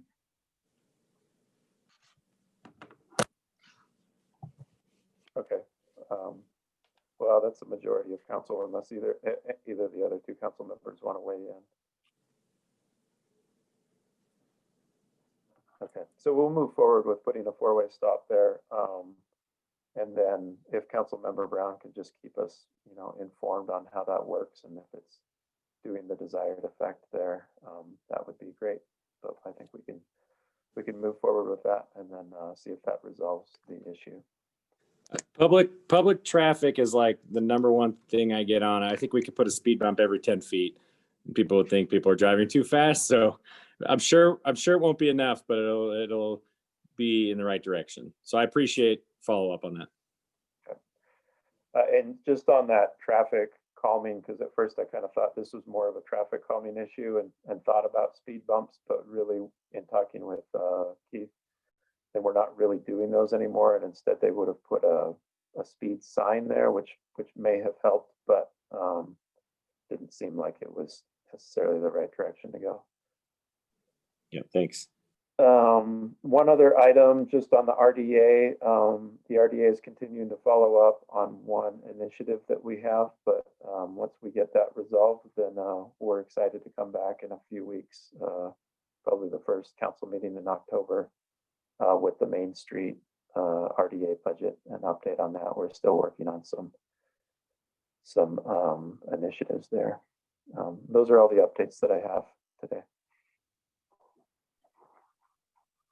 Nate, real quick, I've noticed just today when I was at City Hall, it looks like they're taking down the fence around the basketball court right outside of City Hall there on 6th, I think. Oh, I wasn't aware of that. Yeah, if you don't mind taking a look. I know there's a project going on right there. But yeah, I noticed that chain link fence in the back corner is Okay, you're It's like talking it's about being ripped the down. back corner in between the property to the south of it. Is that what Yeah. you're referring to? Yeah. Okay. Yeah, they're doing some work there. They were going to replace that. They were also going to clean up that space in between the buildings and where that fence was. Okay.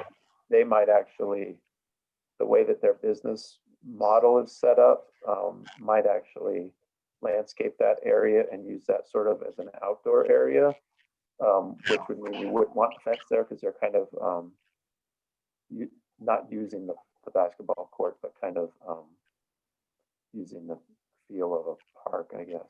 Okay. Yeah, as long as it's not just left with a half torn down fence. That- Yeah. We'll follow up with them and see their timeline on that, though. okay. Thanks so much. Yep. Any other questions? All right, thanks. Okay, thank you, Nate. Now we'll move to Kyle now for Administrative Services report. Thank you, Mayor. The CARES Act report was my report for tonight, so I don't have anything else. All right. We do have a consent agenda to consider the September 1st, 2020. Mayor, I move that we approve the consent agenda. Second. There's a motion and a second to approve the minutes of September 1st. Any questions or comments on the motion? Lori, would you ask the questions, please? Yes. Councilmember Sperry, Aye. Glover, Aye. Robinson, Aye. Brown, Yes. and Gettle. Yes. Thank you. Thank you. Those minutes are approved. We'll now move to action items. The first of three is to consider Resolution 2020 R40, authorizing the execution of an interlocal cooperation agreement between Midvale City and Salt Lake County regarding the conduct of the Community Development Block Grant, Home Investment Partnership, and Emergency Solutions Grant Programs. Matt, do you want to fill us in on that? You know when it's a Matt Dahl title, right? Yeah, it is. I'm going to try and share my screen. Can you guys? Yes. I suppose we you're can. seeing my Zoom thing. Can you just see my Yeah, PowerPoint? Yeah. Okay. So just following up, at the last meeting, we discussed this interlocal agreement. I realized that as I described it, it may have been a little bit more confusing than I intended to be. So just real quick, the U.S. Department of Housing and Urban Development provides a variety of different programs that support the efforts of local governments, particularly around issues that help lower income individuals. Three specific programs that they provide are the Community Development Block Grant Program, which provides funds for a variety of different programs and infrastructure in lower income census tracts. There's the Emergency Services Grant, which provides funding for usually people experiencing homelessness. And then the Home Program, which provides additional funding to help people with low income housing. Those three programs provide funding to the different counties that participate. And in this particular case, we're talking about Salt Lake County.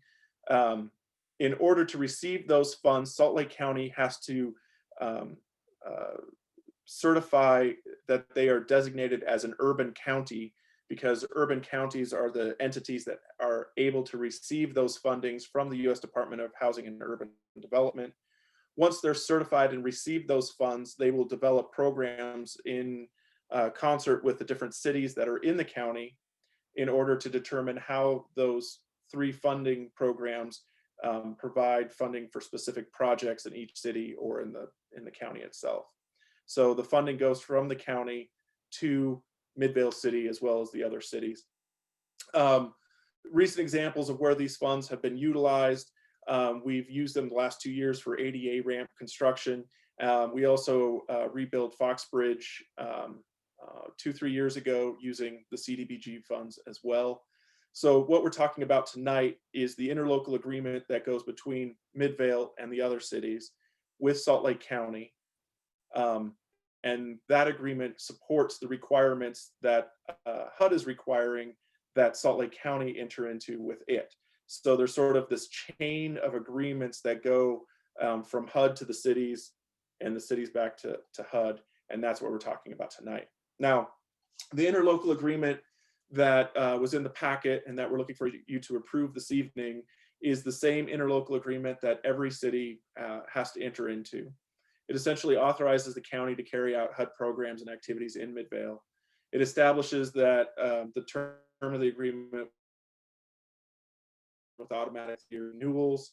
It establishes that the county will cooperate with the cities in order to develop the programs,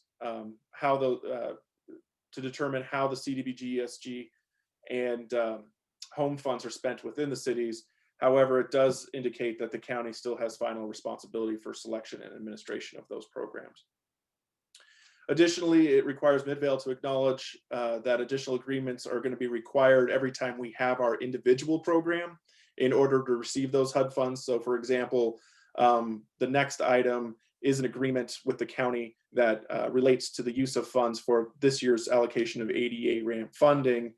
So this just indicates that we're going to do that. And then essentially it also has several different paragraphs, as you probably saw in there, that talk about how we will follow the different HUD requirements. An example of that, an example is if we have a program income fund, we would either have to use it on the given program or we would have to give it back to the county if it generated income. But for the most part, like I said, it's infrastructure projects that are what we have been funding. And so there wouldn't be program income, but that's just an example of some of the HUD requirements that we have to follow when we're approving these programs. So with that, we are requesting that you consider approval of the resolution that would approve the interlocal cooperation agreement because it will allow us to continue to receive funds through the county from HUD. I would be happy to answer any questions that you might have.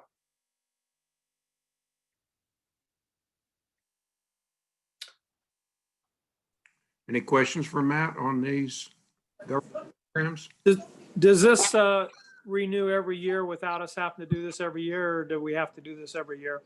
No, it's so we have actually been working under 3 separate interlocal agreements with the county for a while. And what this does is it consolidates those agreements and indicates that essentially there will be 3-year terms there will be an initial 3-year term for this agreement with automatic renewals for 3-year terms after that until one of us want to terminate or leave the agreement.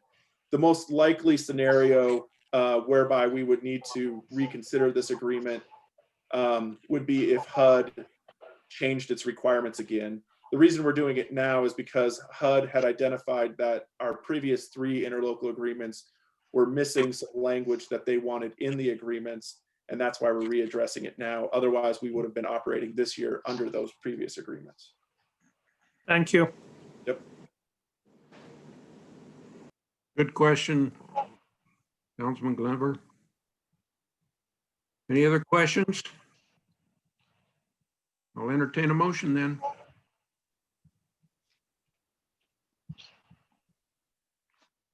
Mayor, I move that we adopt resolution number 2020 R40 authorizing the execution of the interlocal cooperation agreement between Midvale City and Salt Lake County regarding the conduct of the Community Development Block Grant, Home Investment Partnership, and Emergency Solutions Grant programs. Second. We have a motion and a second. Now's the time if you have a question or comment on the motion. Do we have to suspend rules for this one? No, we discussed it at the last meeting. Oh, we did? Oh, okay. Cool. That's why I just thought the PowerPoint would be better this time, is because I felt like there was some glazed looks the last time. Okay, gotcha. Okay, I'm back on board now. Thanks. No comments or questions? Rory, would you ask the question? Yes, Councilmember Glover. Aye. Robinson. Aye. Brown. Yes. Gettle, Yes. and Sperry. Aye. Thank you. Thank you. Thank you. Move to our second action item, a discussion and action regarding resolution 2020 R41, authorizing the execution of the CDBG grant agreement between Midvale City and Salt Lake County for funding the Midvale City ADA Improvement Project, Americans with Disability Act. Yep. So that was a perfect lead into adopting this. You could all see my screen. It says CDBG. Yes. Yes. Great. Okay, so this is the 2020 and 2021 Community Development Block Grant. This one is very similar to the block grant that the city received last year to improve community facilities and services. The purpose, the same as last year, is to add more ADA ramps. So initially, several years, more than several years back, the city started its ADA requirements with 660 different locations.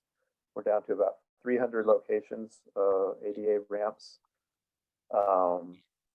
Not many of them are located within the area that the CDBG grants would, or grant twice, but would apply. But this would help fulfill the general plan and getting more walkable sidewalks and streets. Last year received 150,000 for construction and added 50,000 city funds from B&C road funds to complete those projects. This year again awarded 160,000 with a $50,000 match from the B&C road funds. And so this will be the installation of about 20 ramps in the area that qualifies for the community development block grants. It'll serve school-age kids, individuals with physical disabilities, and then enhance the neighborhoods in these areas. And so here's just an example of the ADA improvements, and the timeline for that just follows a typical construction timeline. So we'll get those designed in the spring, start putting in the ADA ramps, and then have those finished in time to draw down the grant and close out the grant in the timeline that it has.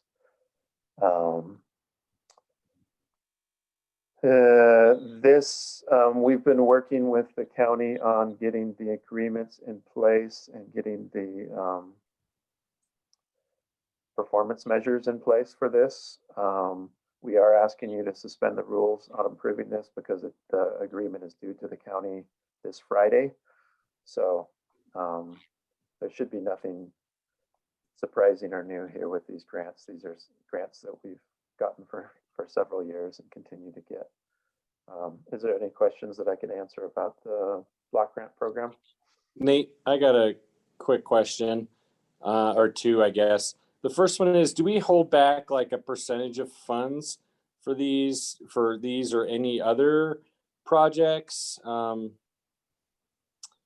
In case, so for instance, we have the ones over my area that were just done, and they've been done for about a month or two, and some of the islands are already cracking, have huge chips out of them.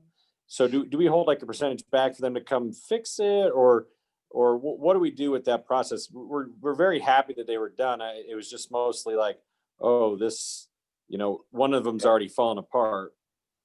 Yeah, I understand. Okay. Let me check with Keith to see if we hold back a percentage or if we have any warranties on that work. My guess is that we likely would, since those were just finished. Mm-hmm. So let me follow up with Keith and see how those contracts are put together. Then we can get back to you on that or get those replaced. That was all I had. I don't know why I thought I had two questions. I'm tired. Thanks, Nate. Okay, other questions or comments?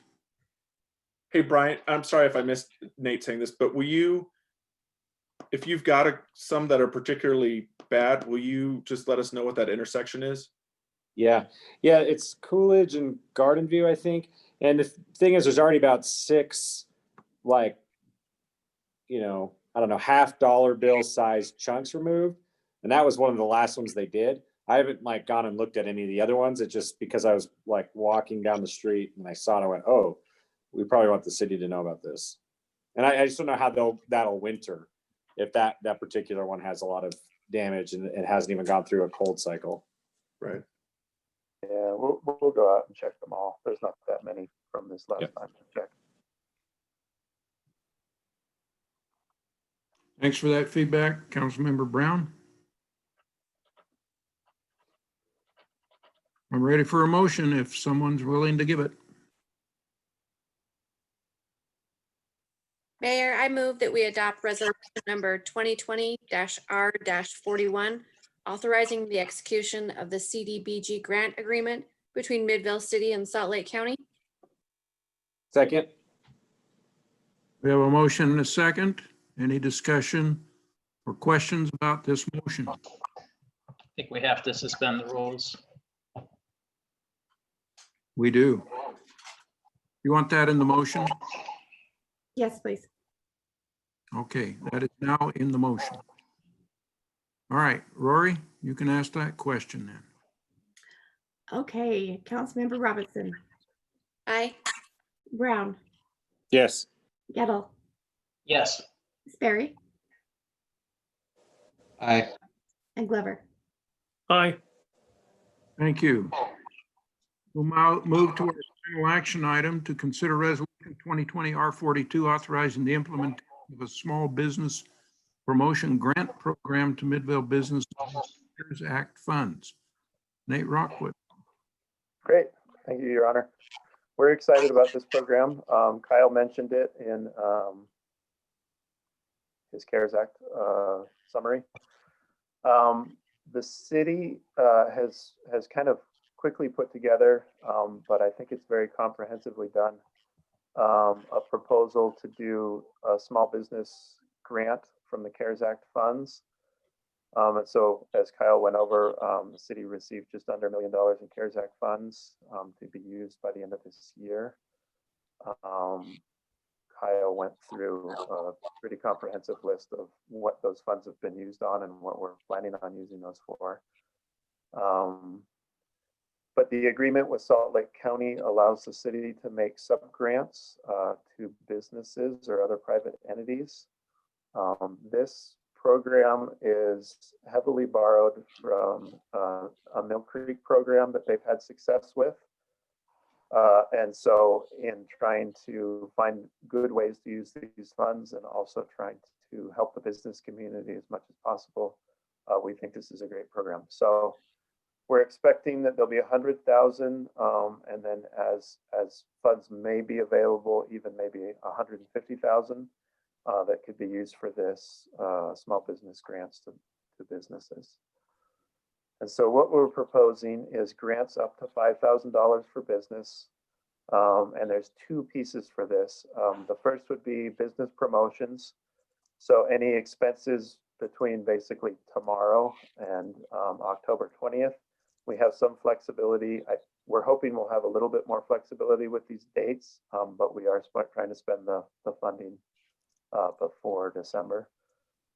And so the promotional portion of it would be any sort of, there's a whole list here: digital, mail, coupons, newspaper, magazines, basically any sort of thing that a business would typically go and do for business promotion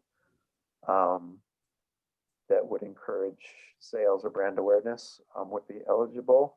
And then the second piece of this is any COVID related expenses from March 1st, which is when the CARES Act start date was, that are related to a business having to modify a space to promote social distancing or protect employees or customers. So barriers, signs, hand sanitizer, any outdoor things that a restaurant may have done could be used in that, would be eligible.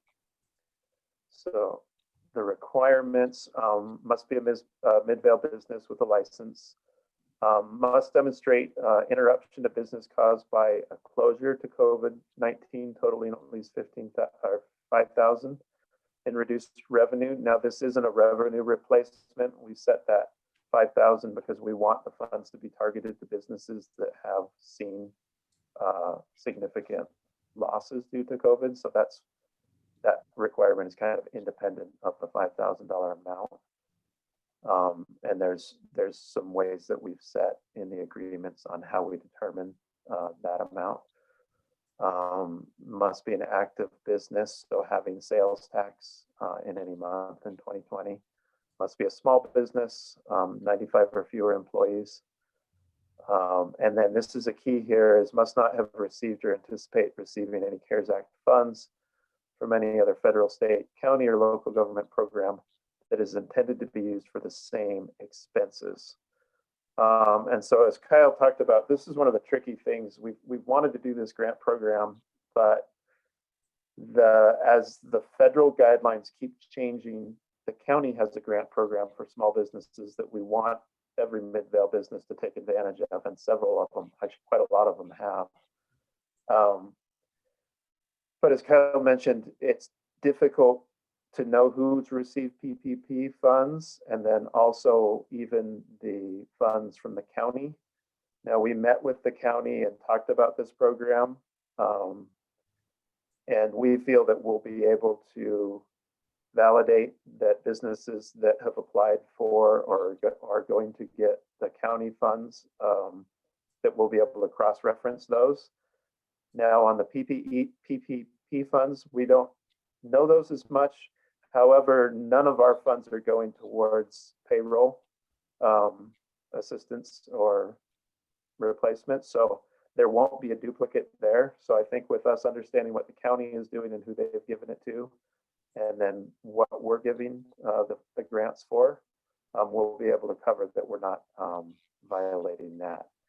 Now, also within the agreement that we'll sign with each business, we do have a clause in there that states that they can't duplicate those funds or those uses of CARES Act funds.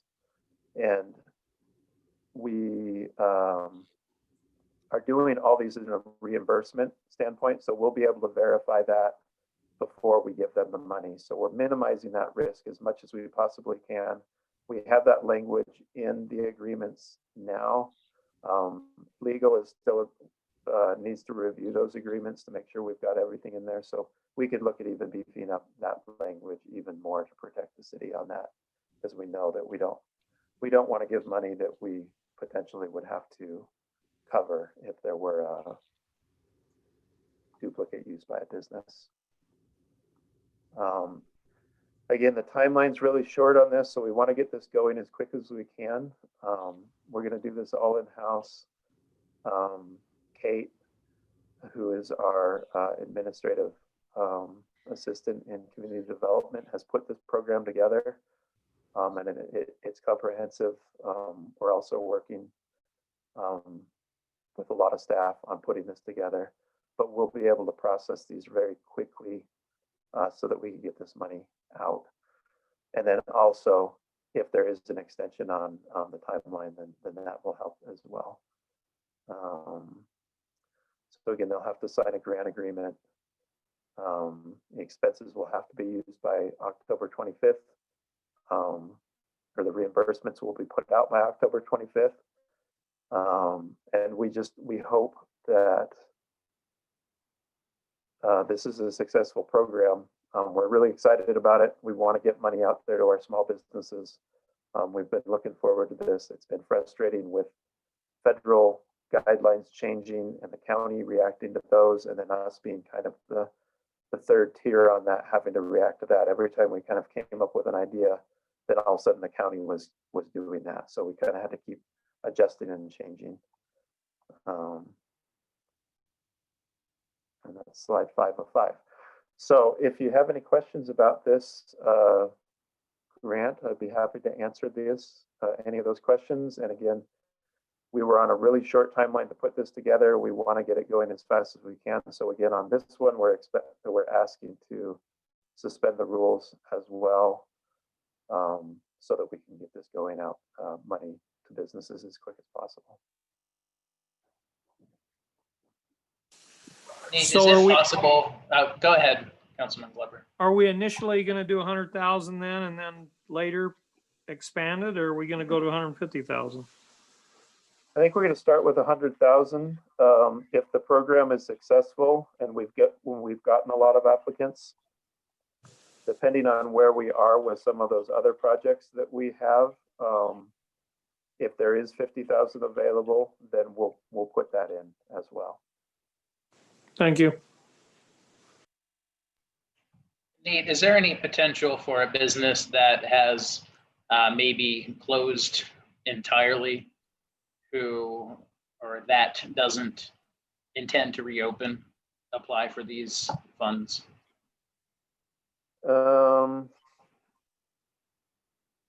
I think there's the potential for that, but I think we can, when we vet these, we can figure out if that's the case. Again, they have to have a current business license. Now the business license might not have expired yet, but we could certainly, we're going to vet these as much as we can.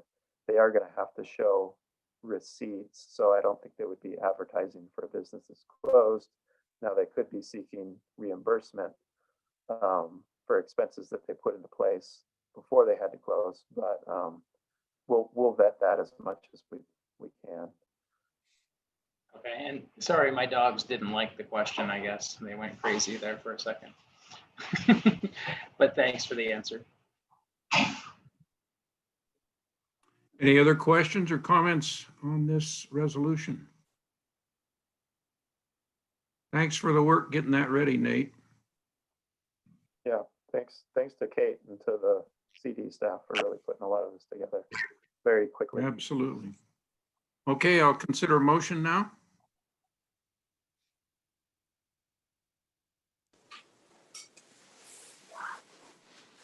Mayor, I'll make a motion. I move that we adopt resolution number 2020-R-42, authorizing the implementation of a small business grant program to Midvale businesses using the CARE Act funds.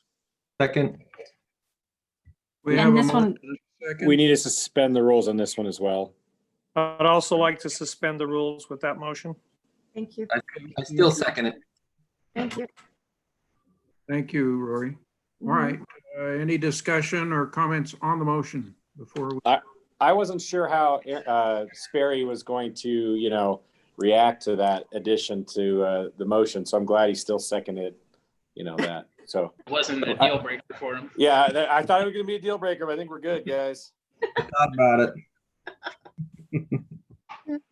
Okay, Rory, would you ask a question? Yes, Councilmember Brown, Yes. Gettle, Yes. Sperry, See, I'm giving you that pause. the silent treatment, Aye. Glover, Aye. and Robinson. Aye. Thank you. Passes unanimous. All right, we've got a couple of discussion items. Kyle Marr, we're going to have you help us understand the refinancing 2010 water and sewer bonds.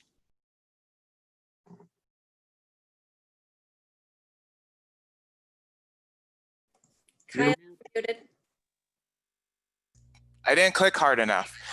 As I mentioned in the packet, we have a bond that's ready to be refinanced.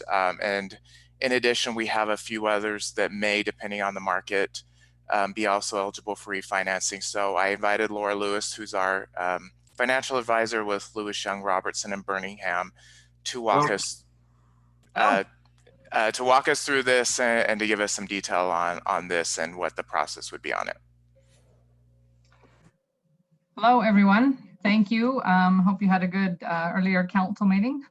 I always love it when I can come to city councils and say we're going to save you money, and heaven willing, I can't control the market certainly, but heaven willing, the market will hold and we'll be able to save a significant amount of money for the city.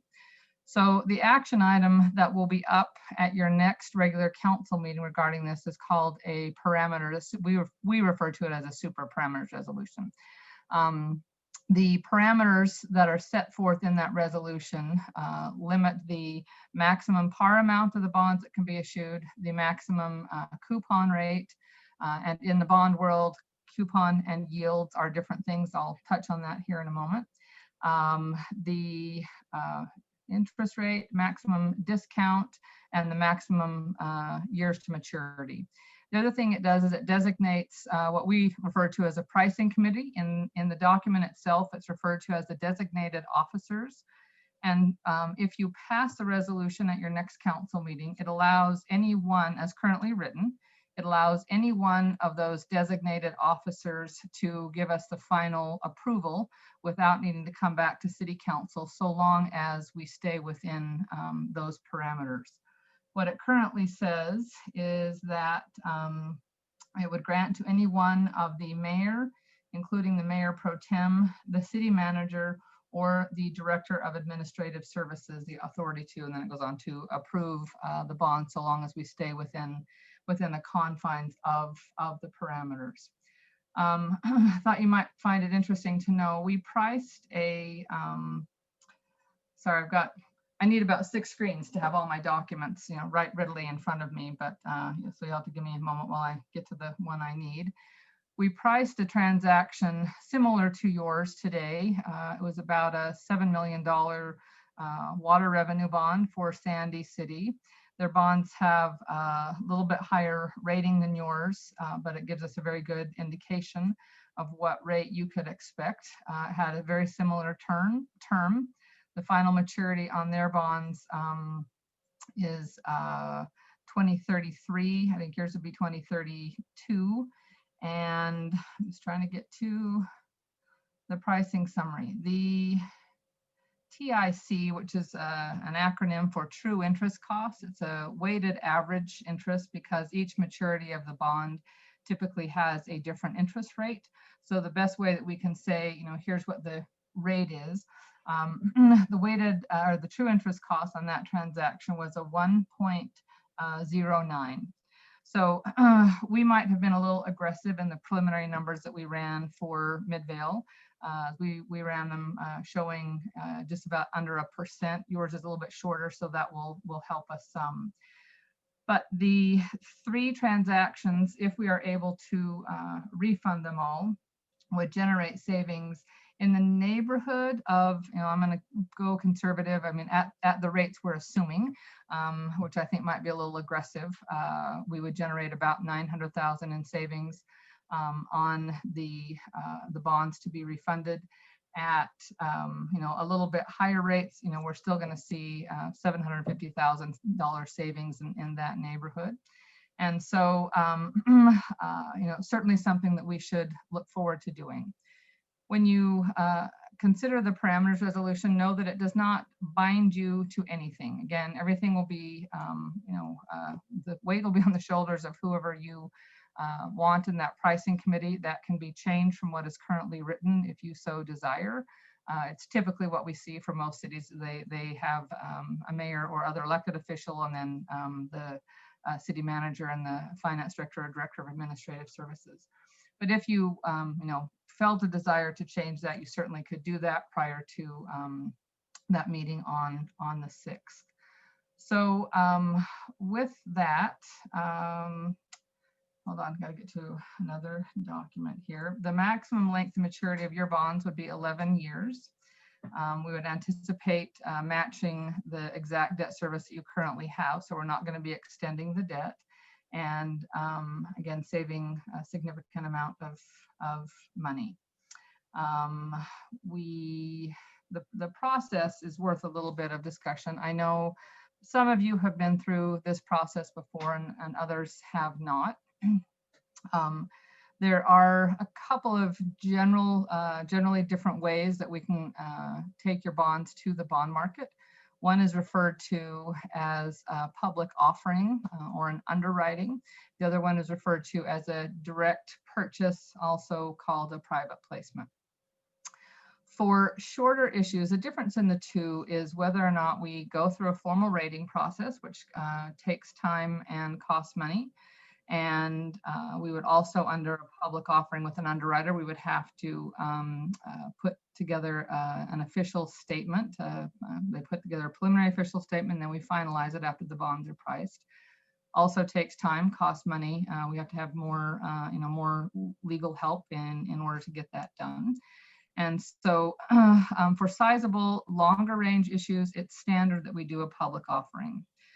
The reason being is entities that are interested in buying a bond in its entirety, which would be the private placement I'll speak to about in a minute, they are typically only looking for very short paper. So when these bonds were first issued, they went out 20, 25 years, then it's sort of a given that we'll do a public offering. Now that we're in this refunding mode and you only have about 11 years left, we are working to determine which will be the best course of action relative to that bond offering. So I've had a number of calls, or have a number of calls out. I talked to 2 different underwriters today. I have a call into another one to get their sense as to what the market might look like in November or December if we weren't to be able to get a public offering done, because right now that's my concern, is timing. If we can't get it done on a public offering before then, which about a month ago we were hearing from multiple underwriters that the markets would be pretty quiet and people probably sit on their hands and not let their cash into the market in those 2 months. So we decided it was in my head, it was like, well, we'll definitely do a direct purchase. However, underwriters are saying, no, we think it might look pretty good in December. There's a lot of cash coming out of bond funds just being redeemed. They'll have a lot of cash. They'll want to put it to work. And so we have requested indicative scales from underwriters, indicative interest rates from direct purchase, and we'll work to get with Kyle and the other staff to present what we think are what's the best option. I generally tend to go with the bird in the hand. If I'm worried a little bit about what the market volatility might do after the election, then I will probably stick with the initial recommendation to do a direct purchase, because with that we can be done and closed. We would be priced in October and we would be closed about November 6th. If I hear from multiple underwriters that they think the market's going to be okay in November, December, and there's going to be a lot of demand, then we may choose to do a public offering. So that gives you a little bit of a sense on the timing. So with that, I may have gone too much down the rabbit hole for some of your interest in finance. My kids always tell me how boring my job is. So if I've put you all to sleep, I'm sorry. If you have any questions, I'm happy to answer them. The 3 bonds that we're looking to refund are your 2010 Build America bonds, the callable maturities of the 2013 bonds, and the callable maturities of the 2014 bonds. All of them are currently callable so that we can do this on a tax-exempt basis. Thank you, Laura. Questions for Laura or Kyle? Laura, can you just explain, first of all, thanks as always for explaining that in a way that makes sense. So we don't think you have a boring job. We think you have an amazing job and you do a great job of it. Can you explain just real quick again about the timing and concerned about volatility of the markets? Yes. Because we obviously have seen some volatility just with coronavirus. Yes, happily. And again, when the underwriters first talked to me, they referred back to April, May, when bonds were getting done, but not, the volume of bonds that were getting done really dropped off because there weren't buyers. As people were trying to figure it out and, should I sit on my money or should I invest my money? So we've had, as we typically do, on average, we have about a transaction and a half, if you will, on average, in the market every week. 95% 95 or more % of those are for local governments in Utah, and a large bulk of those are for cities in Utah. So we have a pretty good pulse on the market in regard to how Utah credits are being received.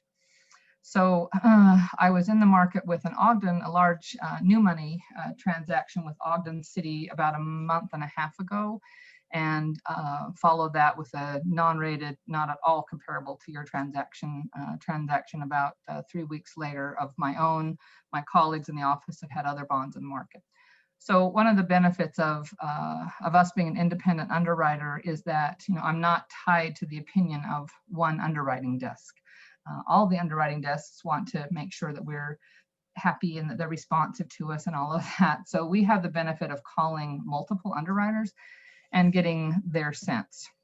So when I was on working on the Ogden transaction, the underwriter in that deal mentioned that he was, you know, concerned, glad we were getting this done now, kind of thing. He was concerned for what the markets might look like after the election. And when he mentioned that, I started, you know, polling, if you will, other underwriters. And of the 5 that I talked to, every one of them said at that time that they were concerned that after the election, and it's not a, you know, if A party wins or B party wins, it was that after the election, if, you know, either party, whoever lost, if they contested the election, you know, would that make everyone in the market just, you know, shut down until it was all resolved, if you will. The markets hate uncertainty, and you know, their fear was that that was going to be a really uncertain time. So they all kind of felt that way. You know, the whole, you know, so what started happening is we had clients as well, transactions that were, you know, being planned for pricing in November and December have, you know, been accelerated, and you know, they're being priced now in October, and that's happening across the US. So now we have a little bit of a supply demand, not a huge imbalance, but you know, there's a lot of supply in the market right now. And knowing, you know, that I was going to be speaking to this issue tonight and wanting, you know, current as possible information, I contacted underwriters with Key Capital Markets and Stifel Nicholas. It used to be Stifel Nicholas, now they're just Stifel, and have a message into RBC. And those 2 underwriters that I've talked to so far are, you know, are thinking that, you know, November probably won't be great, but if you could get in early December, they said there's a lot, you know, the market keeps track of all the bonds that are out there, and they know when the redemption dates are. So there's, you know, a lot of bonds that are being redeemed, meaning the cities and school districts and whoever that own them are going to be making big payments on December 1. And those bond funds, insurance companies, et cetera, are going to have a lot of cash available. So they're saying they don't think they're going to want to sit on that cash, and they think the supply is going to be down. So they're thinking it might be a really good time to issue bonds. So that's the, you know, so that was the concern, and I'm still worried about that. If the election gets contested and it's still, you know, largely unresolved, then I wouldn't want to be in the market in December.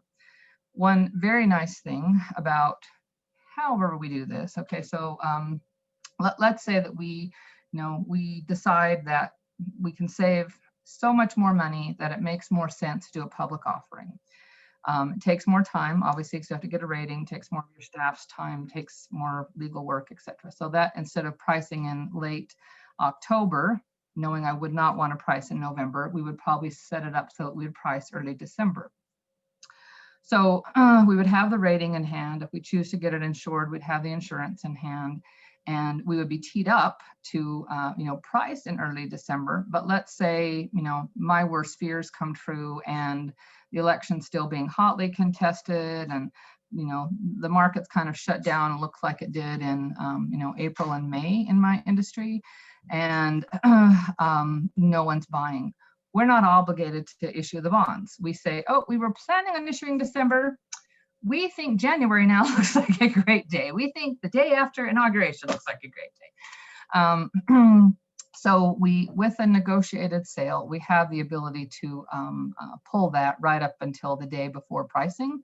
and, choose another day to price. So we do have that pricing flexibility.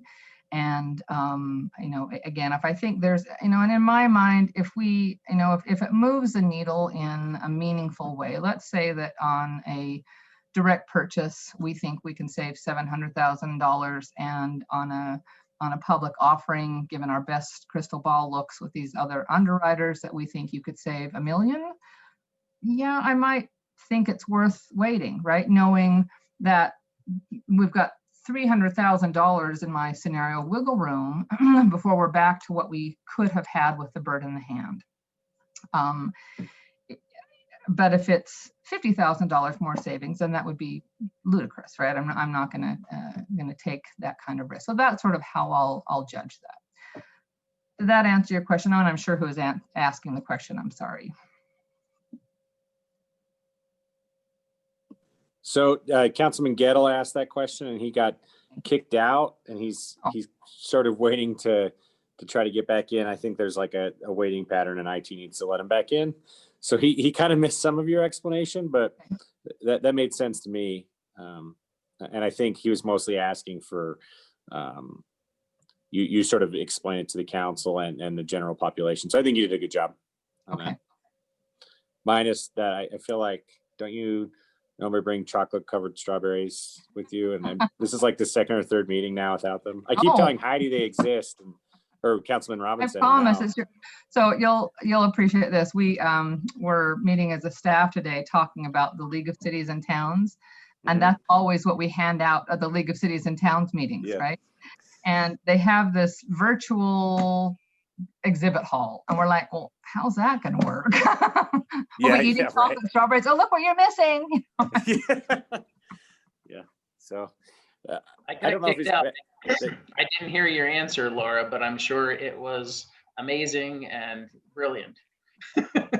Oh, I'm glad you're sure of that. I'm happy to go through it again if everyone wants to listen, or I'm happy to call you separately and have that discussion. Okay. Yeah, let's do that. Thank you. Appreciate it.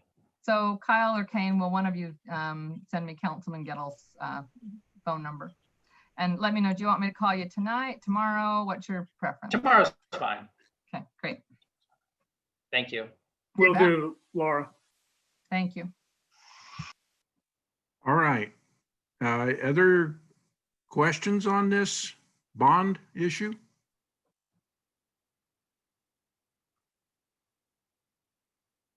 Laura makes herself very available. And so questions come to the top. Go ahead and submit them to her either by email or phone call. She'll be happy to respond to them. Thank you, Laura. Thank you. All right, our next discussion item, discuss cannabis pharmacy and production proximity and code requirements. Nate, help us on that. All right. I enjoy listening to the bonds. I kind of miss, I miss doing bonds, but I'm doing cannabis updates here. So I've got my mind all wrapped around cannabis. You're seeing my screen, or you're not seeing my screen? You mean you're talking about cannabis, right? I'm talking about cannabis. What did I say? I think you said you were doing it. Oh. Sorry. All right, so this is the last item on the agenda. I'm sorry, all my presentations look the same. I was gonna put some pictures in this one and change the colors, but I decided not to. All right, so this is in response to council wanting to know a little bit more about how we've set up our zones or our proximity and our code with regards to both medical cannabis pharmacies and then also the cannabis production establishments. I feel like I missed a slide here. No, I didn't. Okay, so the way that the city code was set up, well, first of all, so the House Bill 3001 in December 18 legalized both production establishments and medical cannabis pharmacies, and then had several provisions in there. I went back through and read the council minutes back from how that was done and how the code was set up. There actually has been not a lot of changes to the state code since that went in. There's been a few, but not a lot. But the way that the city code was set up basically mirrors what is allowed and authorized in the state code. And so the city code allows in any zone where the uses are permitted in the state code. And so with the production facilities, that's in the clean industrial zone. And then with the pharmacies, it's in any zone except those used for primary residence use, basically exclusively. So the mixed use zones can still have pharmacies in them. So that's really the single family 1 and 2 zones, and then the multiple residential zones. The city requires a site plan, floor plan, architectural elevations, and a security plan, which it does for all business licenses. That's also required for the state license. So we're not asking the businesses to do anything additional. They basically just pass that same information on to the city. And then the city code follows the state code for proximity. And what we've done in the code is we've actually, with both of these uses, just say in terms of proximity, we actually list the state code. So if the state code is to change, then our code would reflect that change right away so that we stay current and consistent with the state. The one thing that the city did add is when there's proximity concerns across city boundaries. So Midvale would require a letter from an adjacent municipality if there was a proximity issue within the boundary lines of that other city from where it's being located. So these are the proximity requirements. So for a production facility within 1,000 feet of a community location or 600 feet of a district with relevant municipal and county and zone as primary residential. That hasn't changed. That requirement has stayed the same in the state from when it was first authorized. And then with a pharmacy within 200 feet of a community location and within 600 feet of a residential zone. That one, the 600 feet was in place. The 200 feet, initially they had that at 1,000 feet. I'm not sure if the code went in that way, but they did change that last year to say 200 feet. So our code reflects that. And then the community location as defined by the state code means a public, private elementary or secondary school, a church, public library, public playground, or a public park. And that definition hasn't changed since it was initially in. There was some questions initially, and I know that council had some questions around homeless shelters. That was never included in the code, and so that's not in our code or the state code. Any questions on, this is all very straightforward, and in the staff report, I included our code and I included the state code. So it's pretty short code. They've actually gone and cleaned it up at the state level, so it's a lot easier to put that together. But it is fairly straightforward, I think, at this point. If there's any questions about that, next I'll just go into some of the business interests that we've had since this was put into place. Okay, I'm going to go on then. So since the state and the city has put this code into place, there's been 3 instances. One of them, production establishment, was proposed 621 West and 8th Avenue. It didn't meet the proximity requirements, and so that wasn't approved. A pharmacy was proposed at 750 South and 400 West. The planning director wrote a zoning verification letter saying that it would be permitted, but it wasn't approved by the state. So that's why that one didn't go in. And then the only other one that we've had is a pharmacy was also proposed in Sandy,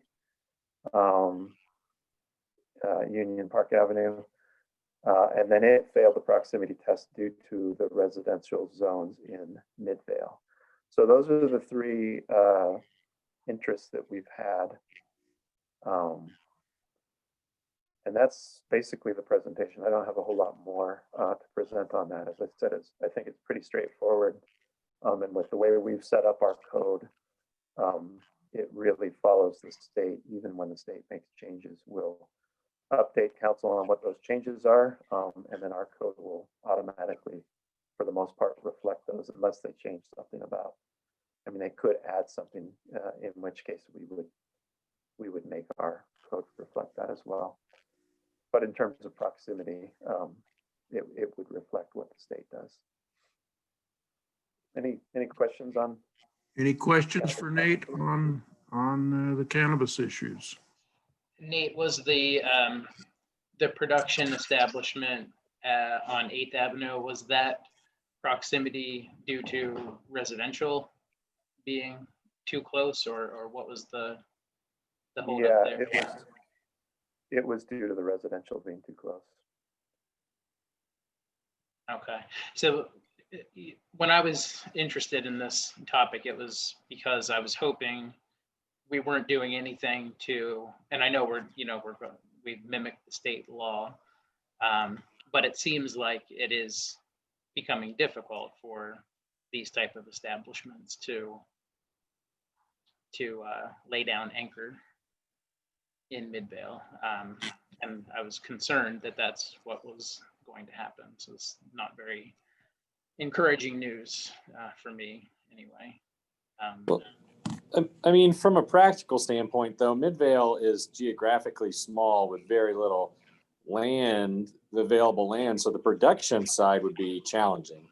The pharmacy side shouldn't be too challenging. And it looks like we put in a letter saying we're fine with it, but the state didn't award the license. Is that what I'm reading on this, Nate? Yeah, that's exactly what happened. So yeah, because it met all of our requirements. They didn't, and I'm not sure why, but they didn't meet some of the state's requirements, which were not proximity issues. So of the two, I mean, really, we've only had one that's wanted to go in. The other one would be in Sandy, would be close to Midvale, obviously. But of the two proposals, only one of those actually has been not approved because of proximity. So yeah, and that that 8th Avenue one would be literally touching. If it's on the south side of it, I could be wrong. It's on the south side of it, that would be touching residential neighbors. Even the north side wouldn't because it has those clean industrial, but a south side one would be abutting residential for production. I think production will be hard in some of the more concentrated cities like Midvale, but the pharmacy shouldn't. Hopefully they can get past that with the state licensing issues. And I think a lot of the areas where we have it mixed use zone, a big difference here between a cannabis pharmacy and like a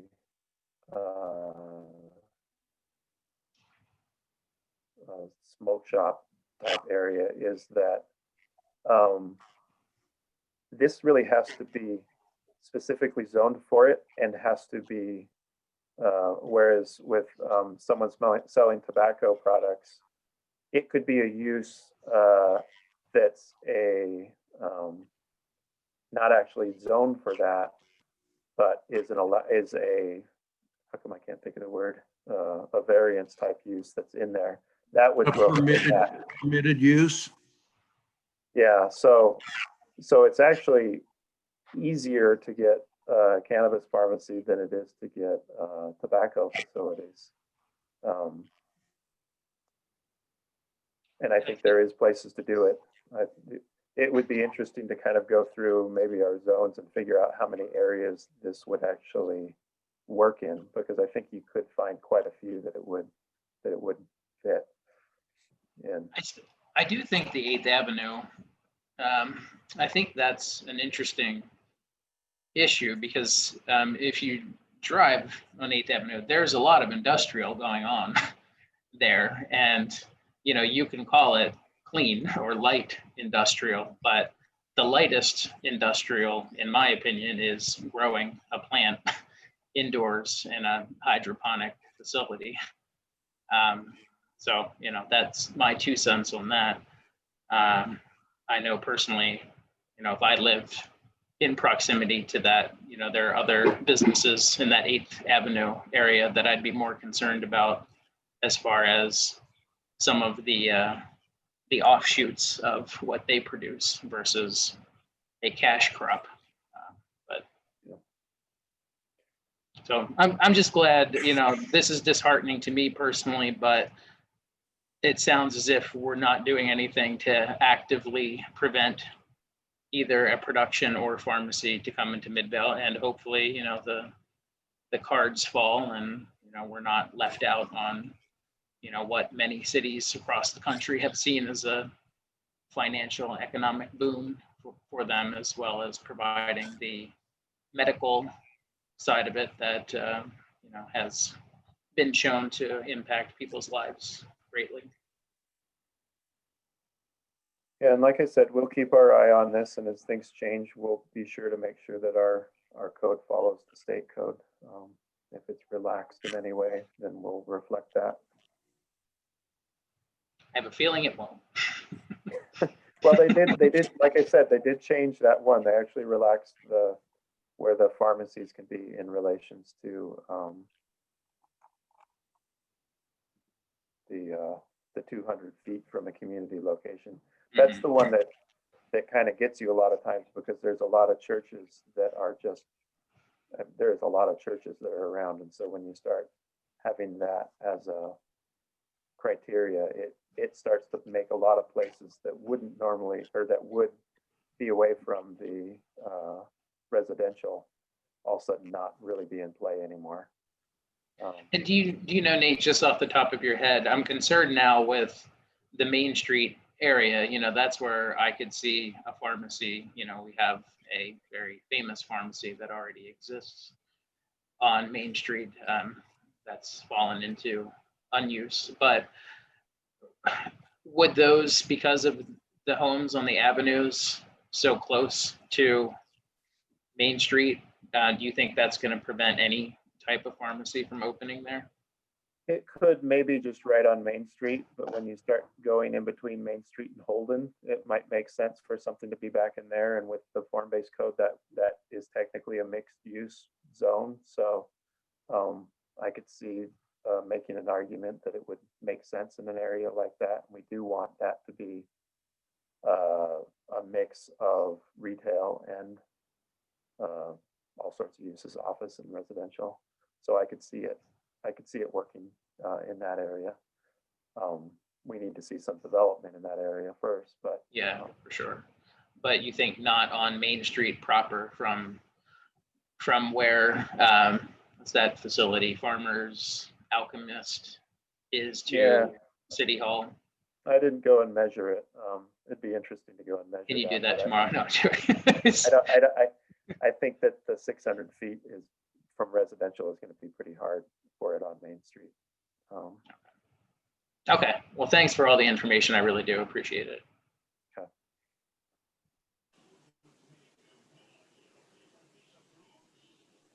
Okay, any other questions?